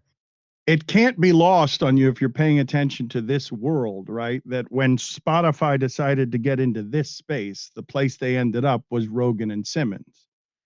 And I don't mean this as an indictment of either of them too. They are great at what they do and their followings are impressive. But when 2020's streets filled with black people, you saw how it was being talked about in those spaces. Barstool, similarly. It's just what their experience is. Their experience surrounds them with people who look like them and sound like them. And it's part of what America's learning throughout corporations. Hey, we have to fix this. We have to get other voices in the room. And we are attempting to do that over here on our side of what it is that we're creating, trying to empower a bunch of different voices the way Skipper tried to at ESPN. And so what I was telling you about Noah Syndergaard, I don't know how that happened. Maybe it's just because Noah Syndergaard's agent is someone who is thoughtful, and Noah Syndergaard is thoughtful, and the book is excellent by Kate Fagan. We promoted it for you a number of different ways because to help Kate, but the book is simply excellent. It's a love letter to her father. She's an exceptional writer. She went to hell and back with her father for this ALS challenge. And Noah Syndergaard is on. Did you see this tweet, Stugotz? Because this is modern day product placement, brand and athletes and writers having their own media. Noah Syndergaard seems to be on a windowsill reading a book in a Book of the Month club and enhancing his brand. You don't know that much about Noah Syndergaard. You know he's maybe the best pitcher you've ever seen. I know he's Thor. Yeah, and he's always hurt. Yeah, that's about it. And he's on a windowsill. DeGrom is the greatest pitcher I've ever seen. Okay, yes. Those are your three moves. The DeGrominator. Well, no one would say I was helping you out there because no one would say Thor is the greatest pitcher they've ever seen. They would say that about Jacob DeGrom. So I feel like you got your Met pitchers mixed up a little bit. That's okay, all. Thank you. Well, thank you for the help. Yes, I did. Thank you. I'm sorry, live television. It happens. Thank you for trying to help me. It doesn't help at this point, not because you're you, but because I'm old. And I need a lot more help than I used to. I did. Sorry, and so on that windowsill, Jacob DeGrom is reading Kate's book. And I hope that makes a whole lot of people buy it, because Kate represents somebody who badly needs to be heard in this sphere. Her voice is something that people need to hear from because she's got a unique perspective. As Stugotz, WNBA ratings are up all over the place. They are, the women were ahead of the men, not the women were ahead of the men at the social instigation. Renee Montgomery, who is hanging around the show now, went from player to left for a year to become owner of that team, blowing out that vile woman at the head of that team in that city. Like, these are the leaders who are coming for the next chunk of pie in this media space. That's one of the many reasons I'm thrilled to have Renee Montgomery doing anything with us, because WNBA ratings are up. This is something that is getting more popular. Their stories are interesting, and we are heading to something that feels a little more like equality, that to me is hugely exciting, covering it from this free space where Stugotz, I am fascinated by this. How's it going to get covered when Space Jam needs the numbers in China? How's it going to get covered when LeBron needs to go over there on a marketing tour because China needs to buy this, and he needs to not talk about China. He's talking about a lot of equality for a whole lot of people. How about people there where you're in business? That's where the conflict is going to meet him. Of course, it's already met him there, right? Oh, it's been too quiet. Yes. It's been too quiet. Like, he doesn't have to stand for every goddamn thing. He can sit this one out. But since he stepped in it, world's most powerful athlete gets to just back away from this fire. And not now anymore. No, you're going to head to China, and you could be all things to all people if you want to be, or you could do Michael Jordan's version in 2021 of the Chinese buy sneakers too. Like, do you want to be for human rights or no? Or just for your people's human rights, which is a worthy enough cause. I'm not even taking anything away from him. Like, but there is another step here on the leadership, and your sport and you bowed before the human rights stuff. Right. And that was, for me at least, very disappointing as someone who prides himself on being a modern day Ali, that he didn't do it. Well, but you sell out at every single turn. So you're not. That's me. I'm not LeBron. I know, I understand, but a lot of people demand perfection from him. I do not. Okay. But I would have liked to have heard from him on this. I would have liked to hear him informed on do you want to be a mogul? Do you want to hide in the shadows where all the other owners get to hide? Or do you want to be a mogul who can accurately express his opinion because he's informed and can navigate the space between sports and business because he's that powerful, because he doesn't have to bow to China, Michael Jordan, anybody in his sport? He's that strong now. Do you want to make cartoons or do you want to fight? Well, I think he wants to be a mogul, which is precisely why he backed off or really had a go at Daryl Morey. Like the quotes were like, he needs to educate himself. He needs to not put any of us in peril because, I mean, look, Daryl Morey's comments did hurt the Houston Rockets while they were in China. Like, James Harden had business interests there. Like, there was like Daryl Morey's comments did have a deleterious effect on the people in the NBA, but that's precisely the point. What effect? Deleterious. Put it on the poll, Chris Cody. Have you ever used the phrase deleterious at Le Batard Show? Chris Whittingham is a fancy lad. Where do you store all these words? Exactly. Like, where are they? Keep it simple, man. I mean, what's the matter with you?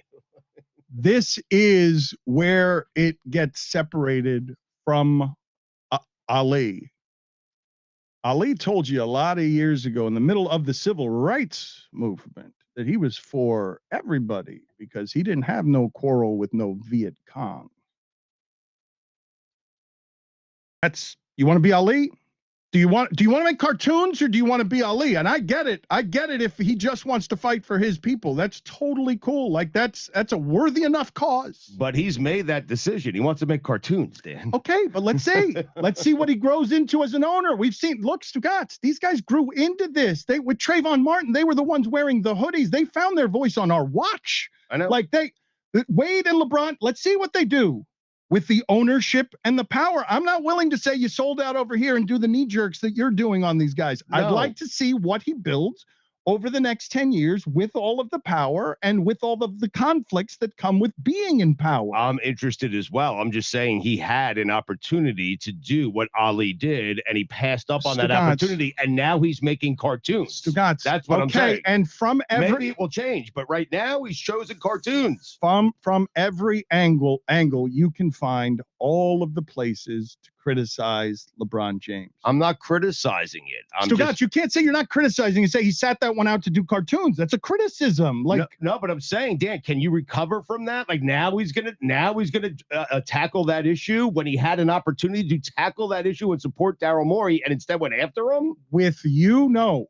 You will have forever written him off, and there's nothing he can do from here to be Ali. I'm willing to withhold judgment to see what he does with the next 10 years and real power now. Okay. The power he's trying to accrue as a conqueror, as a guy who's trying to beat, like he's doing things. He's already doing many things. Stugotz, he's always empowered his friends. He has done so much for the black community. You can sit here and say, do more about anything that anyone is doing.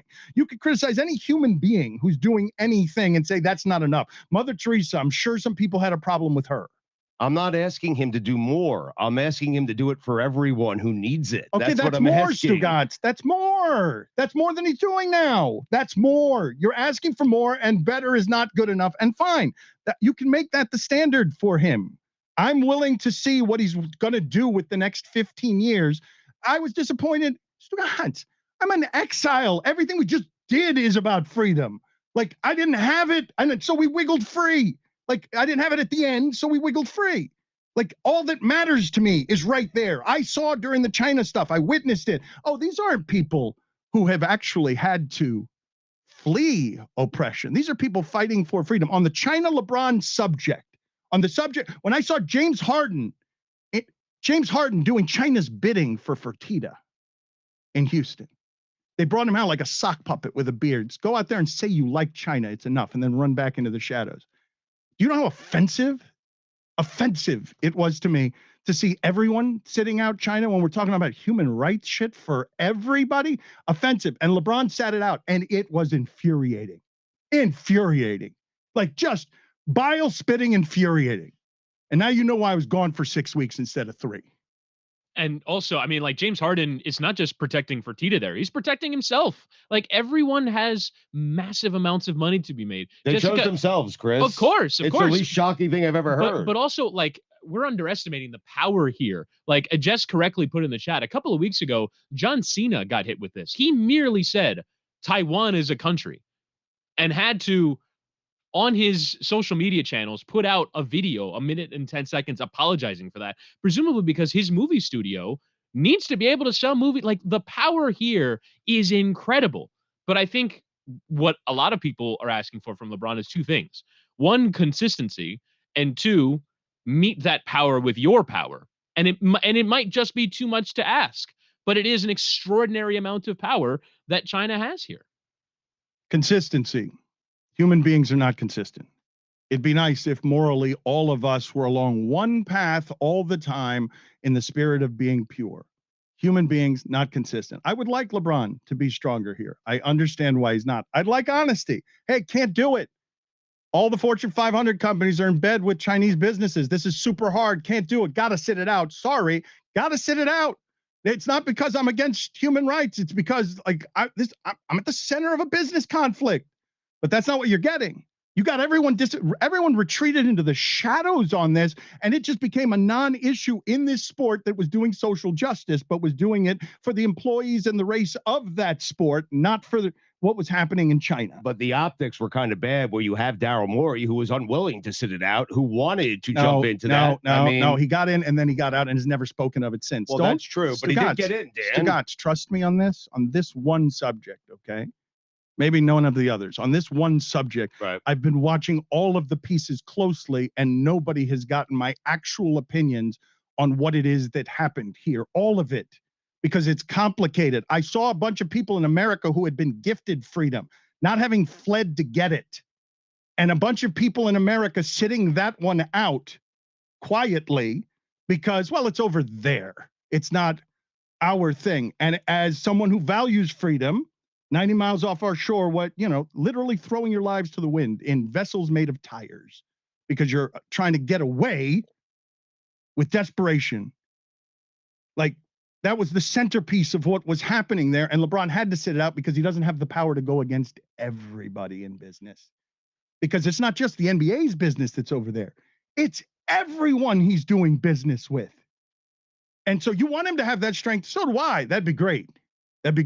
But Ali lost like years of his prime not having a quarrel with any Viet Cong.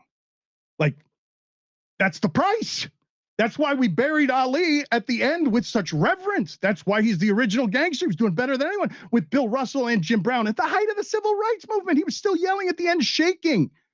Jim Brown telling you, you guys didn't make Muhammad Ali's most beloved athlete until he lost the ability to speak. When he spoke, he was America's most hated athlete, but he had the strength to endure it. It made him shake at the end, but he had the strength to endure it. Not everyone does. It's why he's Ali. No one does. No one does. Not even LeBron, not even Amici. These immense, not Ricky, not these monsters of human giants, physical giants, strong, smart giants. That's why he gets to be Ali forever. Maybe LeBron wants that fight the next 15 years. He just learned in adulthood how to enter the Trayvon Martin fight. Maybe he's got the stomach for more. I would like for you to take everything that you know about America and everything about Boston that you know and pin it on Johnny Damon as what's happened to Johnny Damon since he was a young Johnny Damon, breathalyzer, .30, and at the front of like this terrible American movement to be dumb. Well, Damon was always like the guy that everyone's like, what happened to that guy? Nothing happened to that guy. He's been this guy his whole life. There was a story about Johnny Damon training in the off season in Florida where the way that he used to train was he would go out onto the street of whatever weird Florida suburban development he lived in when he had the crazy long hair and he looked like a caveman, and he would wait until cars drove down his street and the speed limit on a street was like 30 miles an hour, and he would race the cars to see if he could run as fast as the cars. So imagine you're just like, you're going to someone's house, you're looking around, you're trying to find whatever address this is, and suddenly crazy long-haired Johnny Damon is sprinting alongside your car on the street. That's how he got into shape when he between like in the off season down in Florida.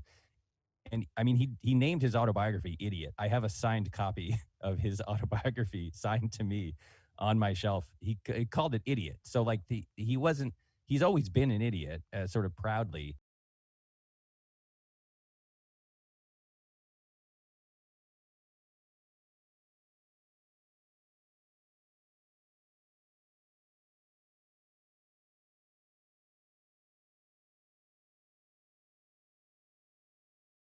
Honk it anyway. Just honk it. Honk the horn. Yes. Honk the horn. Honk the horn. Let me see. Yes. Hold up. Yes. Listen, it's a little one. All right. Wait a minute.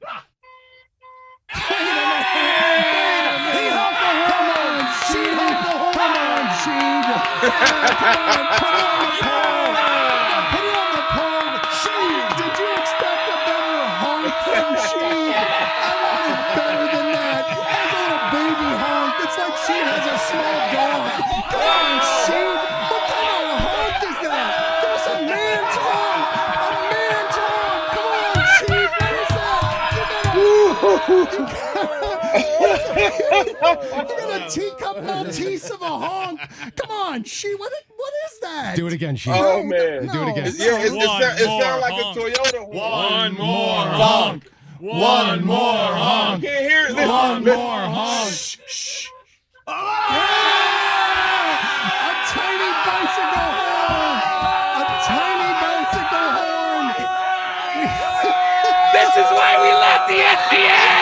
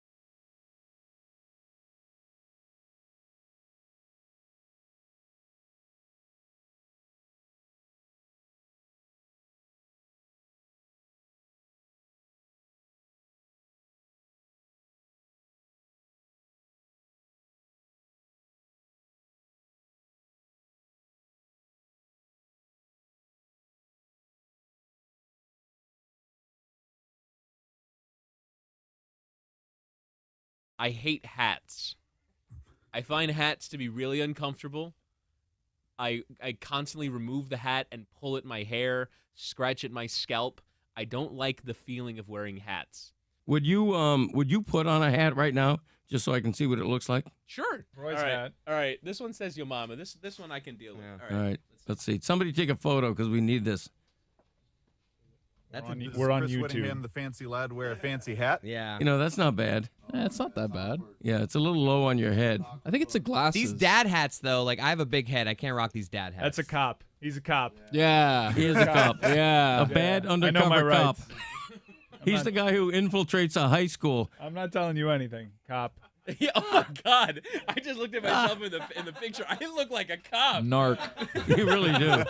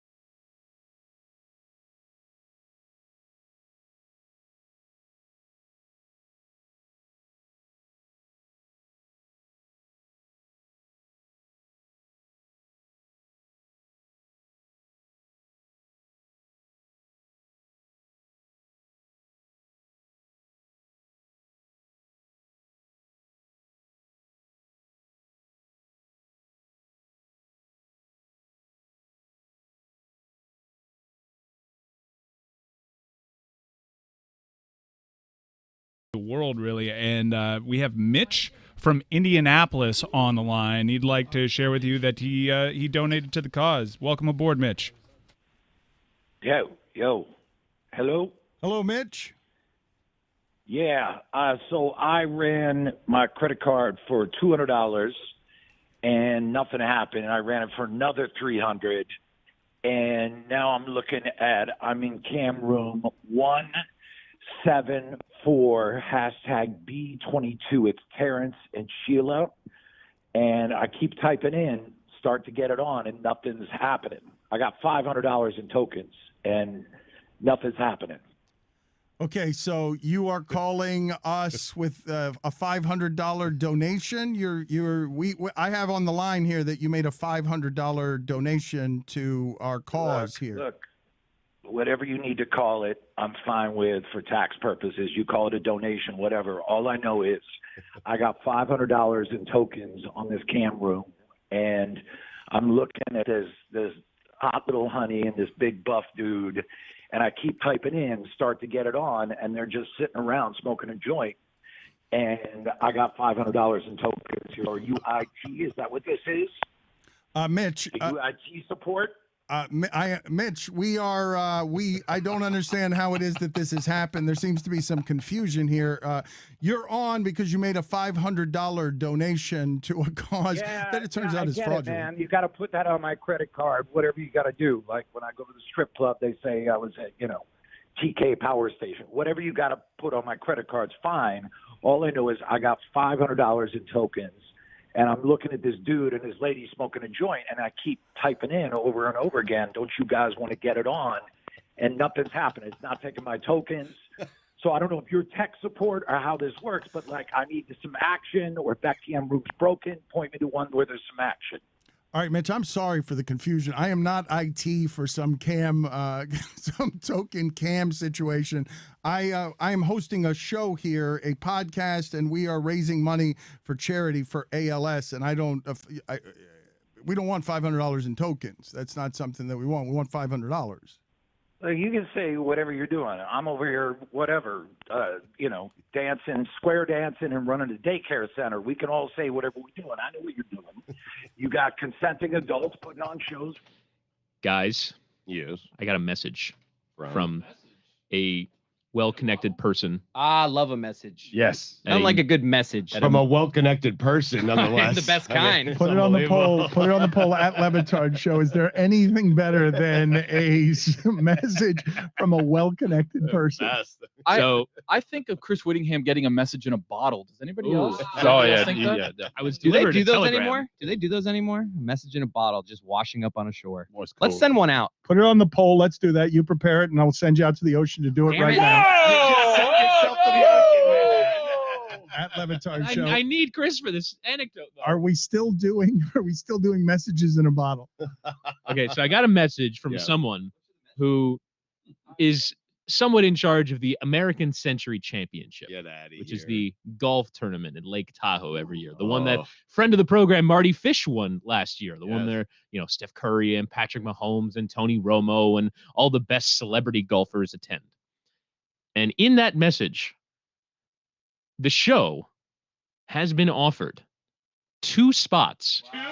Two spots in the American Century Championship Pro-Am that happens on the Thursday in Lake Tahoe. Oh, we have to do that. This is televised, by the way. This is televised. We have to do that. Yes, it's Are you televised on kidding me? NBC, Wait a minute. Why would we not do that? It's going to be Stugotz and whom, right? Who's playing for second place? I think we know who. Hang on a second, Chris. Simple math I'm doing in my head here. Now, we have come up with an idea to turn this into competition of some sort. Yeah. So Stugotz is in. He has to be in. Thank you. I was also told that, we're planning our 2 spots. I was told that we will This is great. It's also the first I'm hearing of this. I mean, it's amazing. We're going to be out in Tahoe in the middle of the summer, hanging out with Patrick Mahomes, Aaron Rodgers, Travis Kelce. I mean, it's going to be great. I'm sure they're going to want to hang out with us. They will.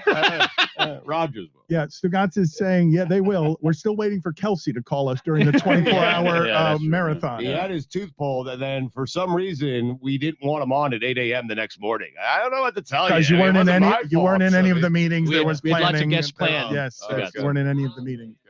So you were counting money. So I've been told that our 2 spots will be in a group with Marty Fish, the defending champion. Yes. And the lead singer from Earth, Wind, and Fire. Yes! Are Maurice you White. shitting me? Are you shitting me? Cool. When can we do this? Why did no one tell me about this? Well, Dan, Bailey. there is a chat. It's called The Match, Vatch, in which there will be, we believe, a competition between Chris Cody and somebody. Now, Jessica was meant to be the competitor. She's having difficulty getting to Miami All right, so that we can do this. That makes it easier. No. Cody, you are no, so no. scared. Best Cody friend. is so scared that he might have to play against me. You are terrified, Cody. Well, we have to do that. Yeah. So I believe at Stugotz's golf course, Or the I Devil's could just Isle is- go. Or I could just go. No. Like, we could just say, Chris, Stugotz, boom, bada bing, bada bang, easy.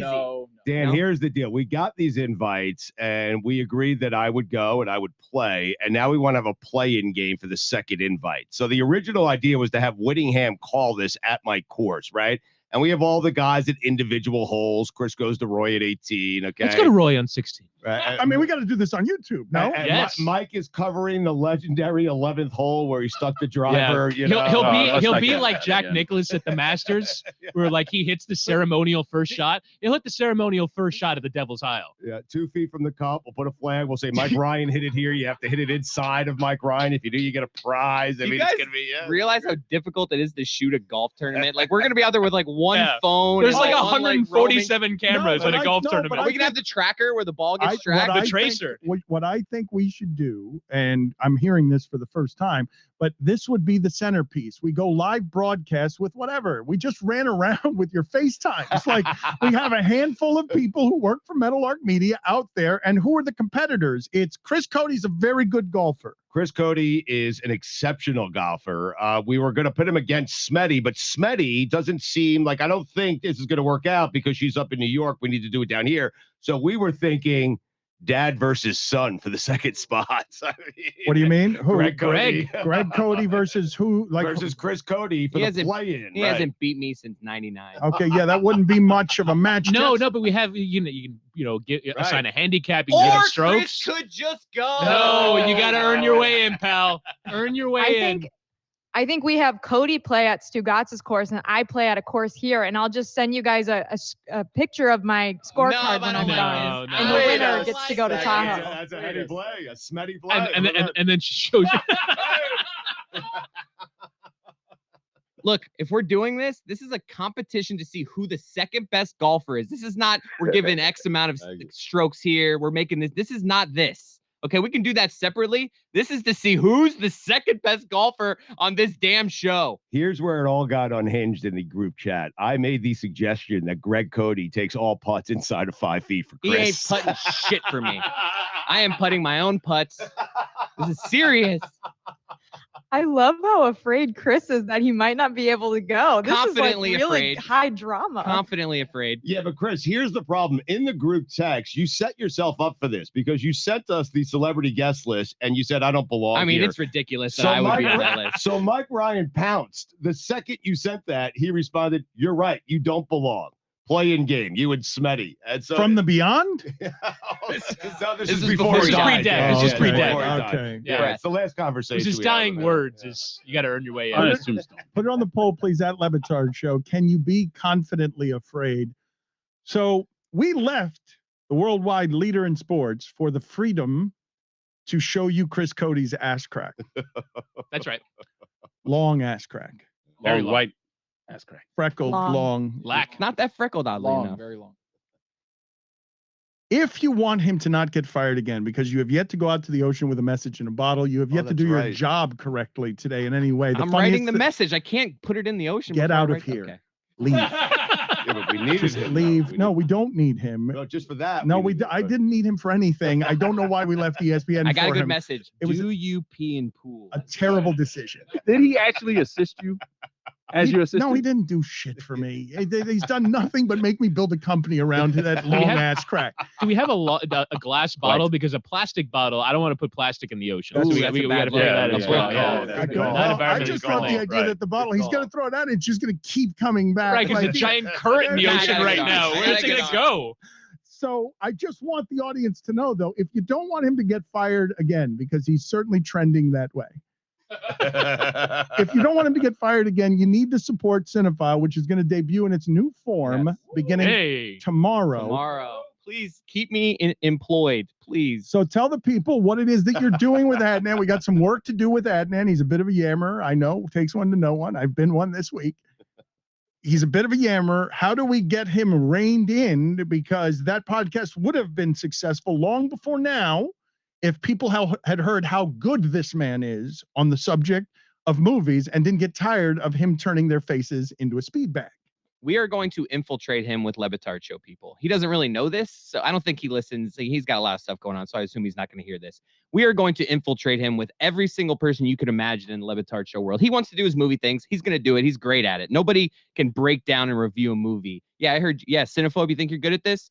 Adnan can break down a movie as well as anybody. But we're going to mix in a little Le Batard Show special sauce with all that. It's going to be a lot of fun. The first episode is out tomorrow. Cinephobe, Chris? I don't even know. Some crap podcast, some crodcast.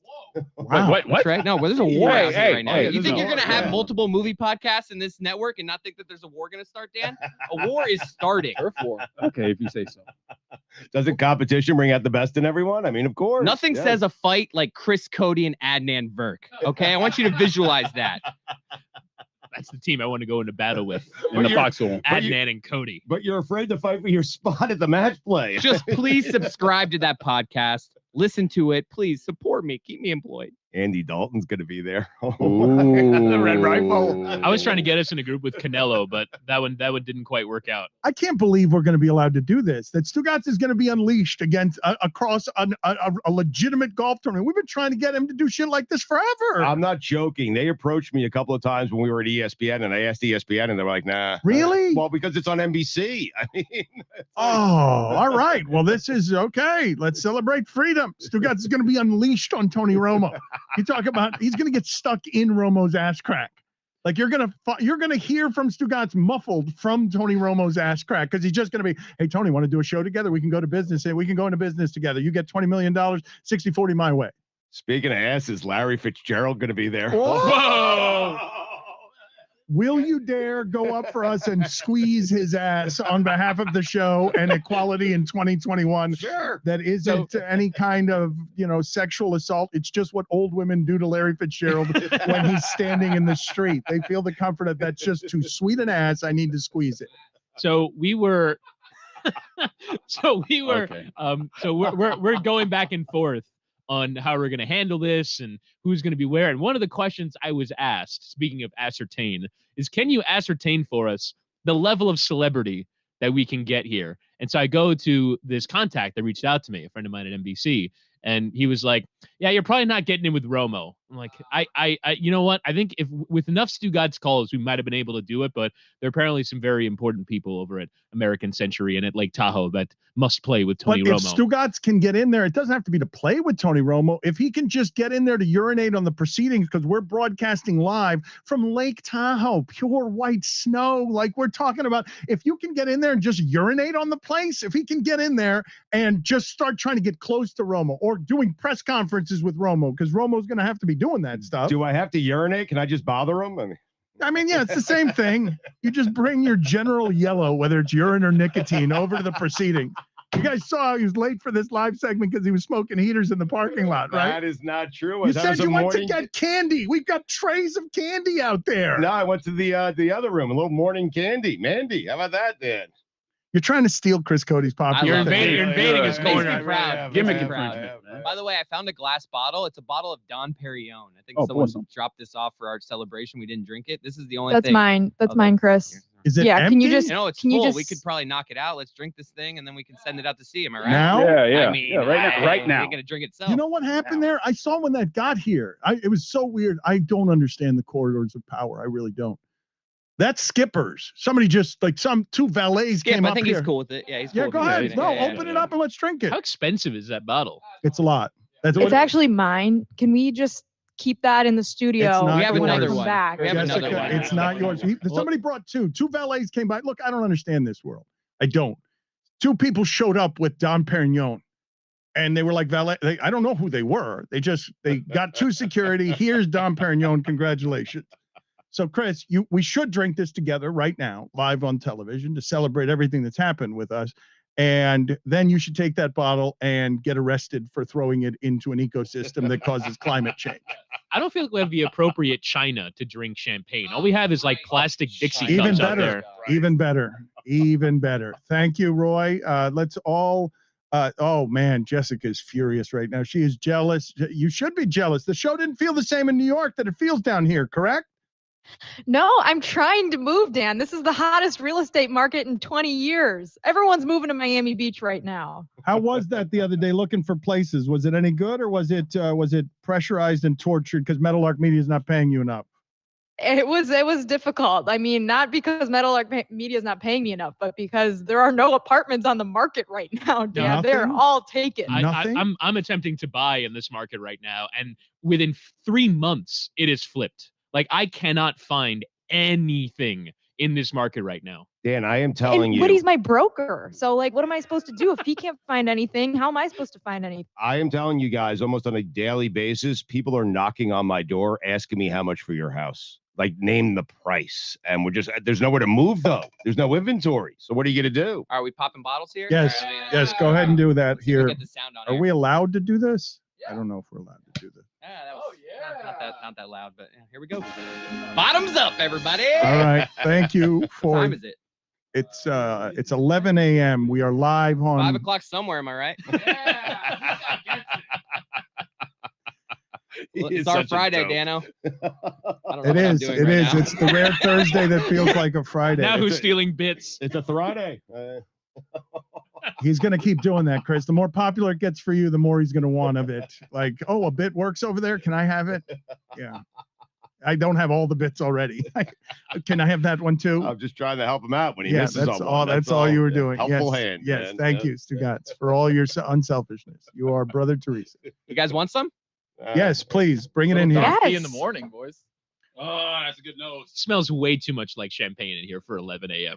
I don't think I've ever had Dom. Have you guys had Dom before? I mean, I can't. It's not on my salary.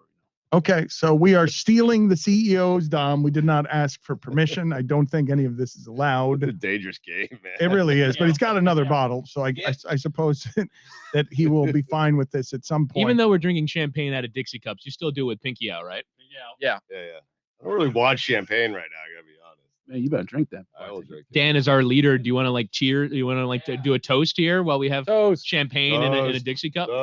Yes, I do actually, and I want to get into the argument of what it is that you guys were having before about what you would do in softball, because I think people need to hear that. I know professional softball. You guys think you would be good at professional softball? We'll get to that in a second, but a toast to freedom, both the free and the dumb. I am thrilled to be here with my family. And my upcoming child. Yes, there you go. Child. Tastes like regular champagne. Ooh, that's good. That's smooth. It is. Oh, that's thousands of dollars. Talking about it tastes like regular champagne. This man doesn't know. It tastes like Corbel to me. Oh, what? Are you kidding me? that's smooth. Throw him in the ocean. Jess looks so sad. Leave. Go ahead and leave. I cannot believe you wasted Dom on these. I don't even know what to call him, Dan. That's appropriate for the air, but I can't believe I'm not here. Like, I was in studio all week, Dan, all weekend. I didn't see the Dom. I didn't see that. Well, I did see it. I can't say that. The valets brought it in. I was confused by it, but I didn't think to drink it. I was too busy short-circuiting. My mind melted on air, and then for 2 days after that, I didn't sleep at all, seeming like I was just snorting cocaine for 2 days. You guys heard me on Monday. I had no control of anything happening with me. So I've just now come down back to normal, and where I arrive is Ass Crack arguing with Stugotz about whether they'd hit 275 in professional softball. I think it's college softball, right? Yeah, Chris, so is that what you're saying? Yeah, so the women's World Series, college softball World Series is happening right now. Can I just say this? It is such a great event. It is a fun event, and it's gaining popularity. The ratings are up. The ratings are big for softball. Yes. That's actually like a rare moment of seriousness in the midst of this nonsense. Like, the argument for college athletes getting paid is actually, to me, more relevant in a sport like women's college softball, because in this country, it is the pinnacle of the sport. It is the time when those players get the most attention. There isn't like a professional league that gets even an ounce of the attention that the Women's College Softball World Series gets. So like this is the time for an athlete like a women's college softball player to make money. It's a very interesting point, because my daughter's going to be playing lacrosse, and that's the pinnacle of the sport for her. And I was reading an article where people playing in those kind of fringe sports, softball, lacrosse, where this is the pinnacle, those are the ones making the most money in college off of endorsements, off of their brand. Yeah, because their social media followings. Now that, forgive me, the champagne is arriving. You're hammered, aren't you? Is it bubbling? It's his first drink ever. Are you burping? Are you burping and belchy? What? I don't want to burp on the air. That is very unbecoming of a fancy lad. Can't handle your liquor, man. Fancy lad burping because the bubbles and the effervescence in the fine champagne is too much for him is absolutely on brand. I don't like this. You're uncomfortable. Come on, man. I can't have this on my resume. We have reached the edge of where Fancy Lad is willing to go in terms of being someone who soils his professionalism. I will not burp on the prestigious air. Where were we on college softball? You were making a serious point about athletes being paid. Continue. Oh yeah, social media followings. So like women's college softball players, women's soccer players in college are making a ton of money, right? Or could make a ton of money because they have huge social media followings. And right now, if you're an influencer on Instagram or on TikTok, there's a massive amount of money to be made that right now they can't until the law takes place in which, you know, athletes can make money off their image and likeness, because like TikTok will pay you if you drive an amount of traffic to their algorithm. And right now they can't, and it's thousands of dollars that are on offer. I'm just laughing because we ended up really on this topic because I said before the show I could bet 250. Well, that's completely right. And then of course idiotic. It is right, of course. Right. Okay, so Chris, make the argument that you'd be good at women's college softball. Because it's absurd. Look, I know how to hit baseball, softball. I can hit. My point is, if we did a bit where we bring a softball pitcher out here, I think I would do okay. I think I would hold my own. I don't think I'd be embarrassed. I've told you the story. There is video out there of me trying to do this against somebody who would become an Olympic softball player. She was a pitcher. And I was much younger, and I also fancied myself somebody who could hit a softball. And the first pitch she threw me, I barely saw it. Right. And then she decided to do what I still think is one of the cruelest things ever done to me, which is after throwing me that first pitch, she went changeup, and I stumbled down the third base line and fell on my face near third base. Really? Because I was not in any way expecting a change of speed. I thought she was going to. I'm like, okay, I didn't see that. No, but it's not even swinging, just sort of being confused by, wait a minute, like I stumbled down. There's video of this somewhere. There is 20, 30 years ago. You'd have no chance, Chris Cody. They are so close to you. All right, we're going to do that too. Wait, how close Cody, are they? you couldn't even run like 10 yards outside the Clevelander on Saturday without showing the world your long ass crack. Ass crack. Running is different.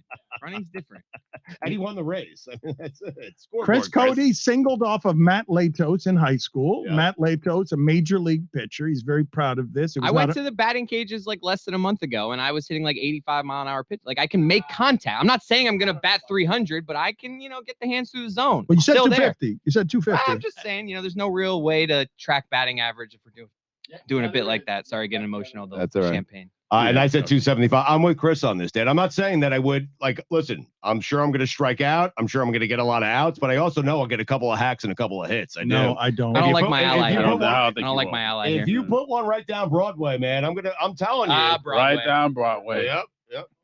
I'd love to see it. We're still waiting for Stugotz to pay $1 million of these bets, right? He's still supposed to do penalty kicks.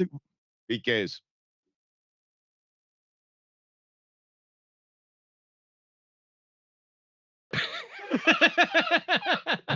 Can't look at him. No, you can't. No. I'm still looking at you. I don't want to look at him. I'm never going to look at him again. Yeah, exactly. Might as well leave the room. I feel his eyes. I feel his eyes. Still staring? Yeah.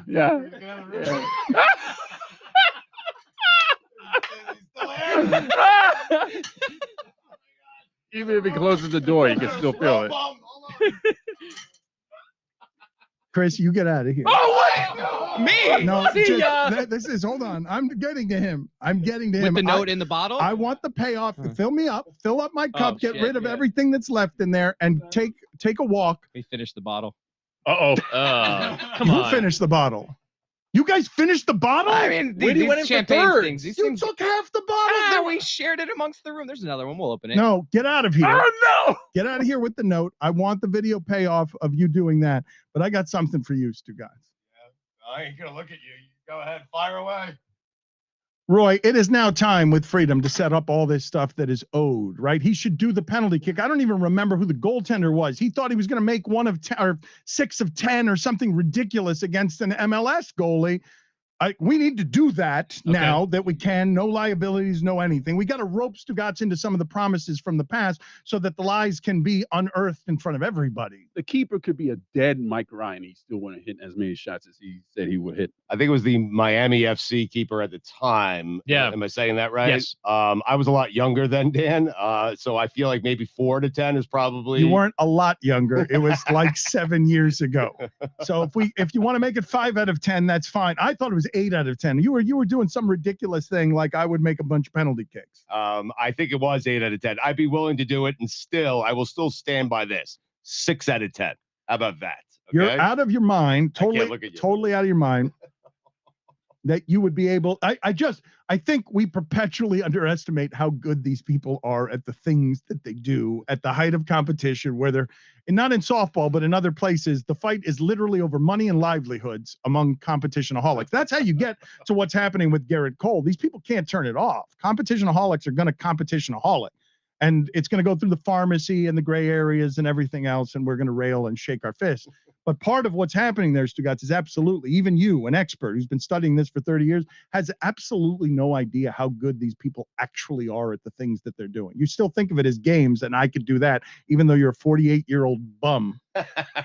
who can no, but I'm serious. Like, you're a 48-year-old bum who spent one of the breaks smoking cigarettes, and you think you'd hit 275 in a women's softball league. Like, you have no idea what you're watching. I do. Listen, I still maintain that if you leave me alone in an NBA game, I have to be wide open at this point in my life. Okay, back then maybe you get a finger in my face, I could drain a couple of threes if I'm wide open in an NBA game. I could do it, Dan. I'm a good shooter. I'm a shooter. Shoot. I mean, I don't know. Now you're doing this off the back of the women's college softball World Series. You're watching softball and you're going, I think I can hit off these women. Now we do have a live shot of Tony. We'll go to that momentarily. He's following Chris to send a message in a bottle in the ocean. But I looked up the Oklahoma Sooners. Good play guy there. Excellent. Well, I've got to set up what the sight gag is for the audience. The Oklahoma Sooners are currently in the women's softball World Series. Yeah. Shannon Saley is their best pitcher, is her name. Her opposing batting average is 113. Right. Yeah. These are the very best women's college softball players, and her opposing batting average is 113. How the hell do you think you're hitting 275? Because he's Stugotz. Listen, it started with Chris, 250. I just upped the ante. No problem. 250, easy. Attaboy. All right. I would just like to make a comment, Woody, which is that I tried to get some Women's College World Series in, I tried to get a bug in Stugotz's ear so that he could write it in Weekend Obs. And no one really seemed keen on it. But now all of a sudden, everyone on social media is talking about it. Ooh, we got a big final today at 3:00. We're talking about it on the show. I just find that a little interesting. Meadowlark Media likes to be all woke in terms of appearances, but as soon as a woman speaks up, drown her out and do our own thing. And we'll hit 275 off you to boot.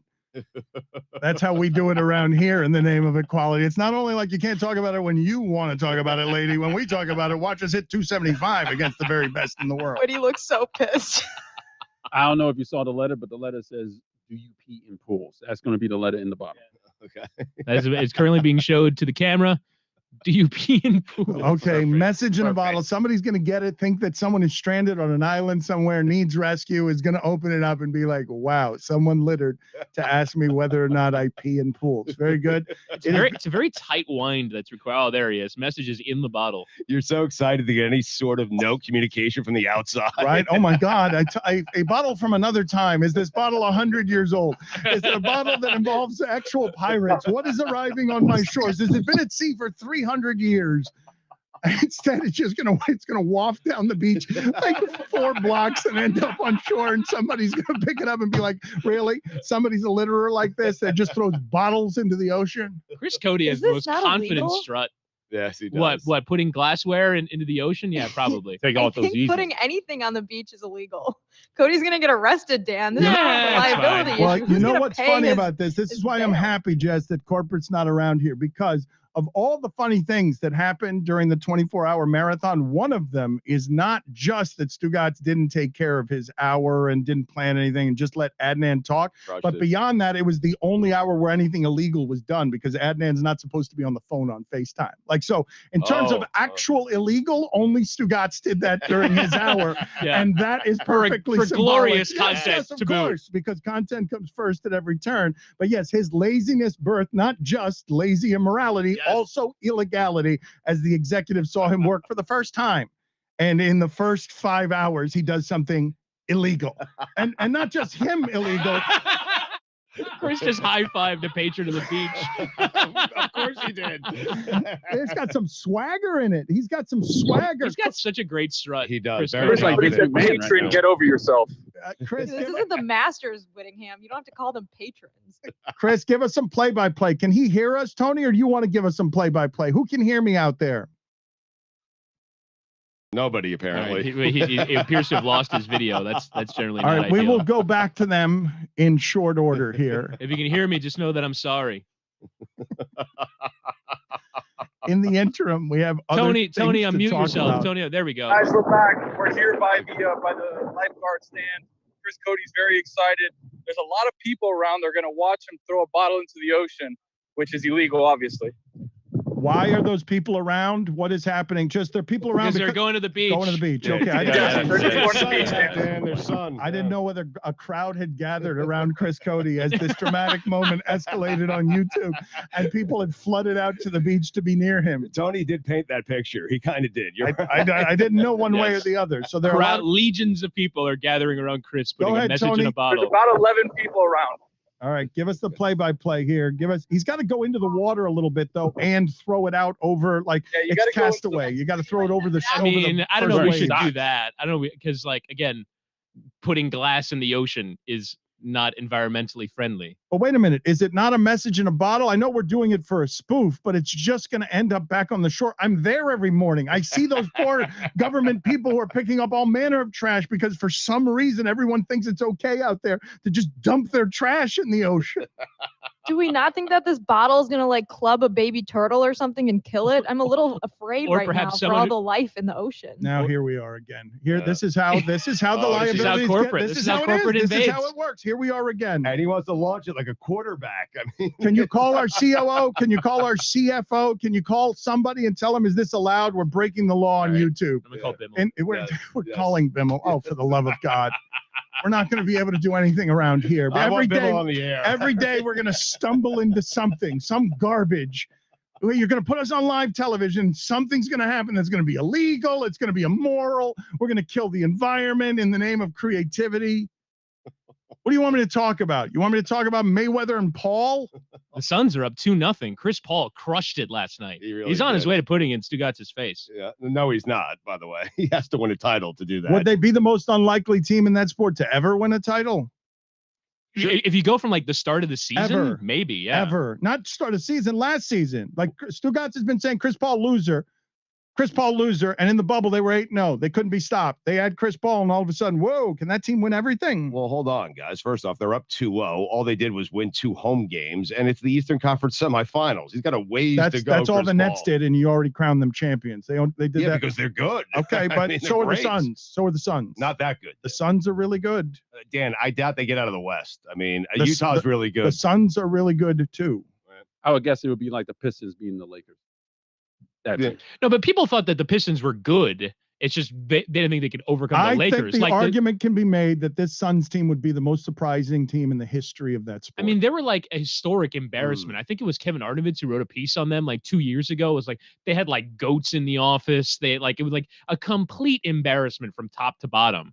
And now you don't look at anyone in the West and say, well, they're definitely better than the Phoenix Suns right now. And you said, we ahead should of probably be doing that with Utah. I'm just telling you. Yeah, from them start too. to finish, But they've still, been great. but they'd be surprising too. They'd be a surprising champion. They just wouldn't be as surprising as the Suns would be. Phoenix entered last season, think we'll be happy to get to 25 wins. And Monty Williams is trying to make them not an embarrassment for and also the Chris Paul arc is an interesting one because remember when he was in Houston, traded to Oklahoma City, it was we have the worst contract in the league on our hands and we're trying to move it for, Russell Westbrook and some picks. Like, it was the worst contract in the league. And now he's the best player on a championship contender again. We are trending toward the possibility here, as you see everything that happens in the sport early, where these Nets, Stugotz, can, maybe they overwhelm the Bucks, maybe they overwhelm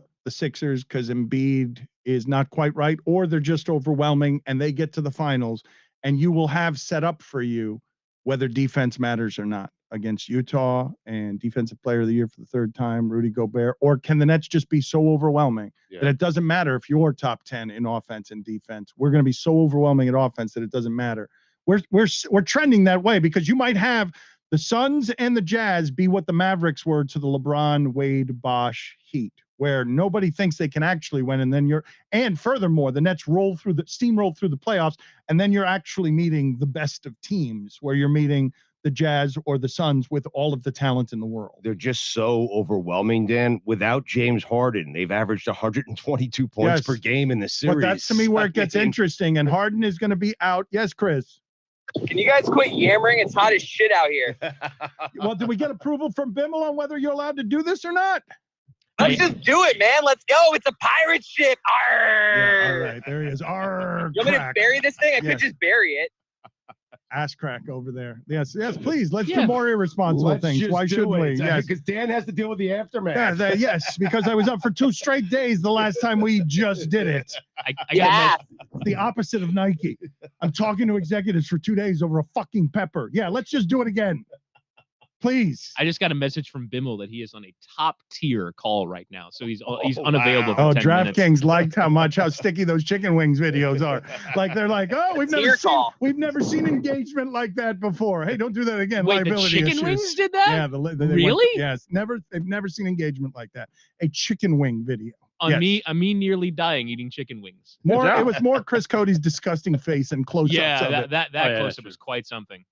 That was part of stupidity, right? So we have to do this without checking with corporate. We're going to do something illegal, immoral, and environmentally unfriendly live on air because we have no governors and we just toasted to freedom champagne. I like Chris's idea of burying the message in the bottle and seeing if someone stumbles upon it years later. Do you want to? Yeah, and just cuts open their foot on the beach. Glass on the beach is illegal. Right. For the record, whatever happens the rest of the show, I don't stand by it. I'm not a part of it. I do not condone.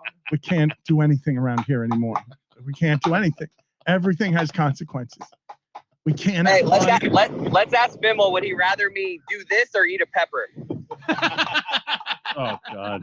Oh my God. Oh. Why don't you, Chris, can you go out there and just interview some passerbys and ask them, just give us some man on the street live action on what they think you should do. Make sure you ask them if they're okay with being on live television. Yes, ask them that on the front end so we don't have a Julio Jones situation. You're a walking waiver, dude.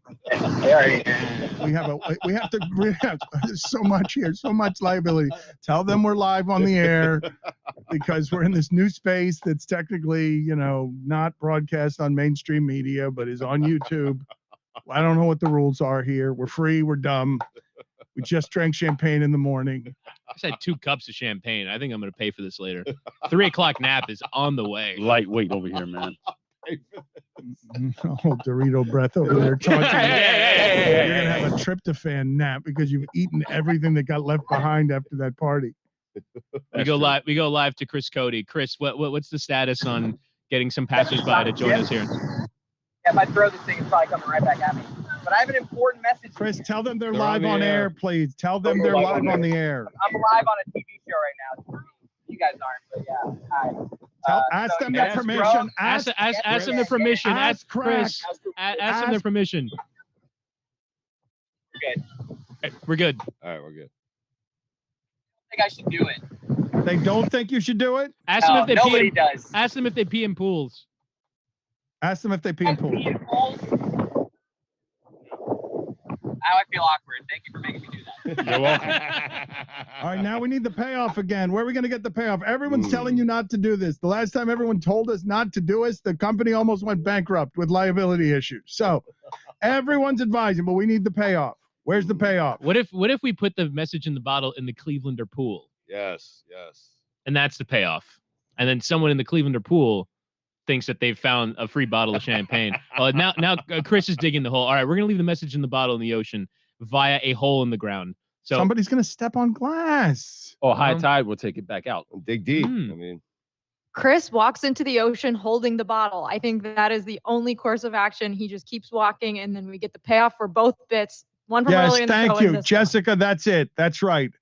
This is what I want to do. Tell Tony. I want simply, I don't know how to do this. Hold your phones over your heads.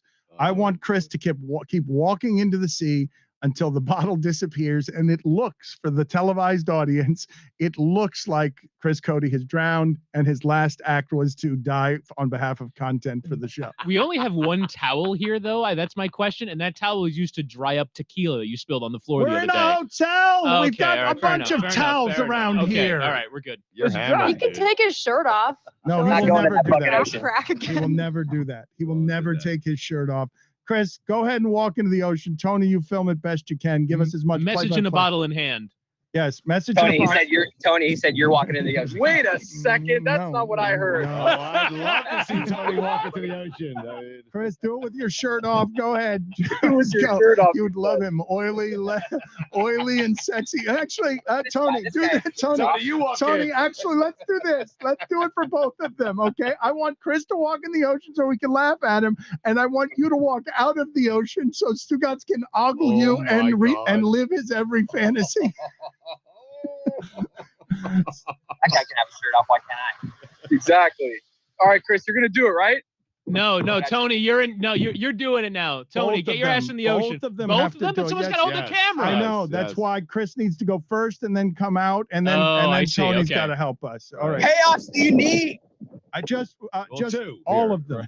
Just all of them. Go ahead, Chris. Walk into the ocean. Tony, you heard him? Chris, I'm done with the joke. Walk into the ocean He's walking before in. I fire you again. He's walking in. Cinephile tomorrow. Tomorrow. Support Chris Cote. Support the Subscribe podcast. wherever you with get your Adnan. podcasts. Yes, please. Cinephile tomorrow. We are asking for your support. We need to grow out all this stuff so that it keeps being, so we can keep doing things like this, fighting for freedom on behalf of Ass Crack. All right, socks are coming off for Chris Cote. Yes. I'd rather take my pants off than my shirt. Can you just walk into the You ocean, can walk in please? with your shirt. It's fine. About only a shirt on. Be that guy. Just walk All in right. with your shirt. Nobody wants. I mean, I want to see your nipples and the freckles and all of it and the jiggle. Why? Well, because it's funny. What do you mean why? The same reason I wanted to put Ricky Williams in a wedding dress. I'm always Right. funny. Yeah. What do you mean why? Yeah, that's a good point. You need the bottle. You need the bottle. All right, he's The going. bottle is buried right now. I'm gonna take it out of the sand. Thank you. Of course, he Chris forgot. Cody's what he, gonna that's walk right, into of course. it. Of course, he forgot to do what he's out there to do. Of course. That's what we left ESPN for, ladies and gentlemen. That right there. All right, guys. Chris Cody's walking in the ocean right now. All right.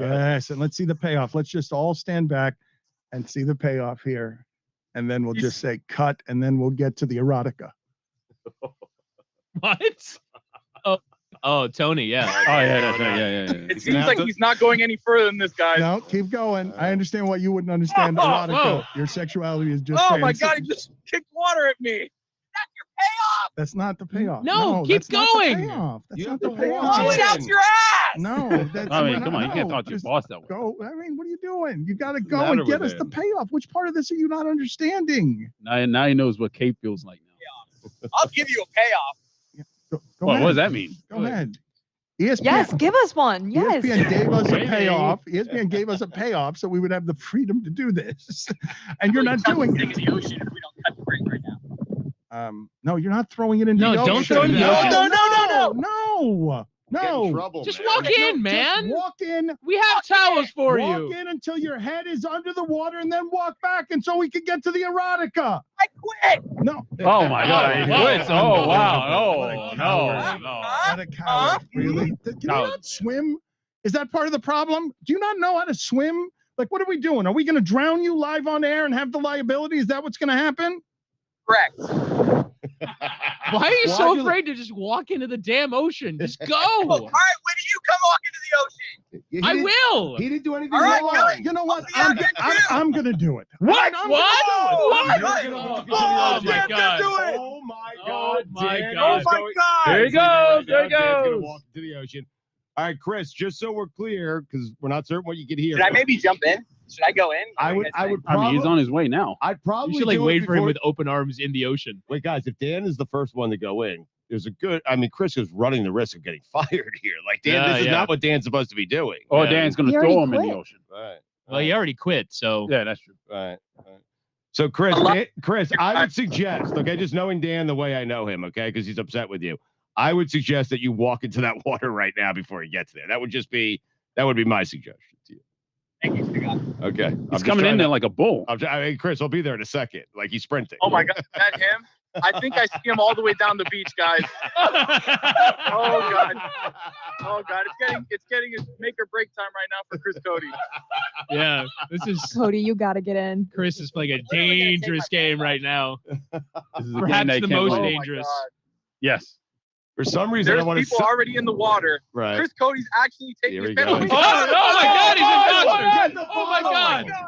Get the bottle. Bottle. All right, he's got the bottle. He's going in, guys. All right. Okay. Here he In his goes. skivvies. Great use of skivvies. I knew you Yeah. would like that. Thank you. Jackass. Thank you, Woody. All right, he's about waist deep right now, guys. In England, they He's call about them waist pants. deep. The water is actually pretty refreshing.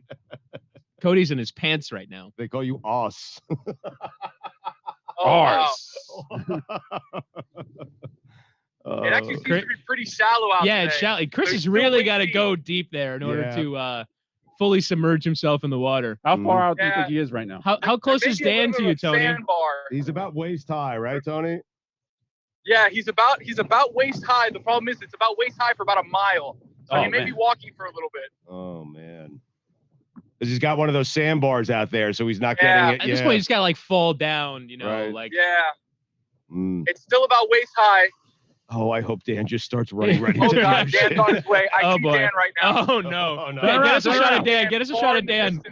Oh my God, there He's he Zoom right in, can you there. zoom I in? see him. I see him. It's Zoom. You can't zoom in. Well, Oh, I guess man. Yeah, I we can't are zoom in. zooming in theoretically, but Yeah, technically. Tony, can you confirm what color flag is on the lifeguard station? Are we sure there's yeah, not a yeah. rip current right now? It And is a I mean- yellow and a purple Oh, no. flag. Jessica, Jess, I now don't you're know being exactly too Oh, careful. Yes. the You're purple being flag. Too careful. It's the purple flag. Yellow and purple flags. I don't know what that means. I'm not Dangerous a, games. Someone look it up. Smetty, look it up. What does the yellow flag mean? I'm What's on the it. purple flag? Yellow means medium hazard with moderate conditions. Purple means dangerous marine life warning. Oh boy! Yeah, you got jellyfish out there. Okay, that's maybe not a good. shark. Tell him to come back, Tony. Tell him to come back. It's going to That He die. jumps a wave. The Pretty Labrador sick. fish. Oh my God, Dan, guys, Dan's about 25 yards away. Oh boy. Oh boy! He's running, guys. He's running on his way over here. Oh my Oh, God. Oh no! Like Oh, God. like a There continuous he is run. right There's there. no There way he he's is right ran there. that long. Come on. Let him go. All right. Oh wow. Tell has- Dan there's Dan has now hazardous arrived. conditions, Tony. Dan, there's hazardous conditions, Dan, and dangerous wildlife. Okay, so Dan That's is the flags on top of the lifeguard pole. Hey, Ian, are you there? So sharks, maybe eels. I don't know what's dangerous anymore. Right. Anything for the content, Dan says. right. Dan is going into the water. He just threw his shoes and all of his stuff. That's also very important, yes. Is he The taking car the keys. shirt off? Is the shirt? No, shirt's on. Oh, the shirt's Oh, the coming shirt's off, getting Dan. ripped The off. last Oh minute my take the God. shirt Oh, off. Oh my God. Oh, my God. Amazing. Dan's holding his shirt at the moment. Chris is meeting him with the bottle. in It his seems hand like there's still. somebody following Dan. Who's following Dan? It's a woman who I think saw Dan and was interested and wanted to talk to him. Oh, Ah, okay, okay, all right, okay. good. Okay, all right. We'll have to We'll interview- we'll have to interview interview her Well, afterwards. now it's a party Chris down Cody there. is also out there. They're still about waist deep, though. They're going to have to walk a They gotta while follow. to They get- gotta go in together. Right. Hand in hand. Yep, like Rocky and Apollo. We're holding the bottle up right now. Like Red and Andy. They're getting deep in there, guys. Chris Cody is absolutely soaked. Tony, when are you going in? Well, Yeah. no, they have to come I'm out. good from right about here because I'm holding everybody's precious belongings. Right. Yeah. Chris Oh, and yeah, Dan are all Well, swimming at the moment. you gotta get Chris and Dan back Right. so that you can go in. Right. That's the payoff. That's the brought second security payoff. out. Yeah, we right. need multiple And payoffs. really, no one needs it except for me. So I mean, Right. Yeah. We need to get them in. There's a rip current, guys. Let's get them back in There's to actually safety. there's actually a guy who's about maybe 75 yards further out than they are, and he seems to be doing pretty well. Hey, jumping Tony, the waves at the moment. Tony, we need you to like go in a little bit because we need a shot of Chris and Dan together in the ocean. yeah, so we need to get in Oh. there. so like you need to go, man. By the way, there's all always right, that. all right, hold on. Yeah, do that. Hold on, Put- hey, I'm put- gonna go out. Wait, I'm gonna go out there. I'm gonna go out there. There's always Chris gave me a very big sigh that he did not want me to join because he doesn't want this to be exacerbated any further. Okay. But got it. All right. Here we go. I'm gonna have to put all the belongings down. All of them. To make sure that I can get in. Hold on, Chris. You can't go anywhere. I'm going in. All of the belongings, Tony. Yeah. Okay. Guys, this is I think this is probably one of the furthest things that we've done to do for the bit. This is a proper payoff. We are really going. Yes, yeah, it is. This is Shoes are crazy. coming off. The tide is, by the way, very high. Tide is getting to be very high at the moment. All right. Shoes are off. All right, I guess I'm going in now. Yes, you are. I don't know how much we've got. Woo! The water is a little cold. A little cold. All right. Oh my. Okay, my shorts are soaked. Oh my God. That's too bad. I think we got towels here. Oh my God is right. My shoes are out. I can't even speak at the moment. This guy just jumped in. I just got an update from Twitter from a fan who says purple is jellyfish, man-o-war, and sea lice, which you won't know about until you start itching uncontrollably God, 2 why didn't days you tell later. me that earlier? Oh, man. Yellow is still okay, moderate but not dangerous. We're fine. Okay, well, all right. We are as close as we could possibly be at the moment. There's Chris Cody about to throw the bottle into the ocean. There's Dan taking a rather nice swim. Dan's enjoying himself. Yeah, he's just he really is. I mean, Yeah, nice little ocean.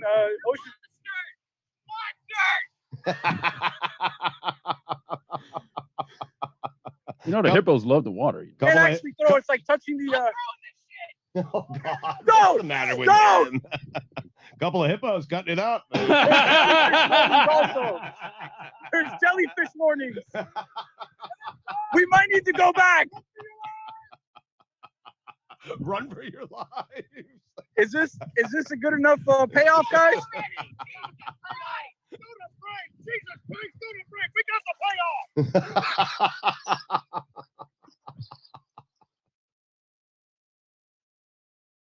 The world, really. And we have Mitch from Indianapolis on the line. He'd like to share with you that he donated to the cause. Welcome aboard, Mitch. Yo. Yeah. Do you think you could kill someone? Good question. Because Jason Statham's killed a bunch of people. I don't think you could. I couldn't. How I would don't you think do I it? could. I think you have. Yeah, how could you do it? Like if you had to kill me right now and I wasn't fighting back, like you would just strangle me with my You hand? wouldn't kill for your children?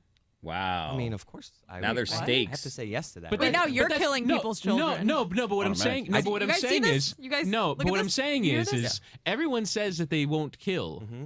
but you have to be pressed into the situation to kill in order to really understand what that's like.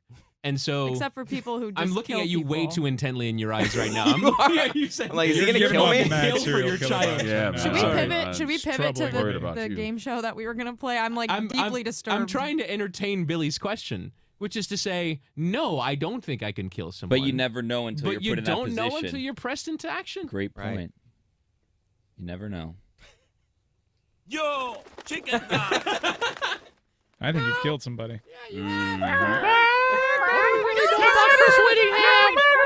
What do we know about him? I think you're an assassin. It does have kind of dead eyes. Mike, why did you fire off the sound and then offer no effort into being a chicken? Because I think you've killed somebody. Yeah.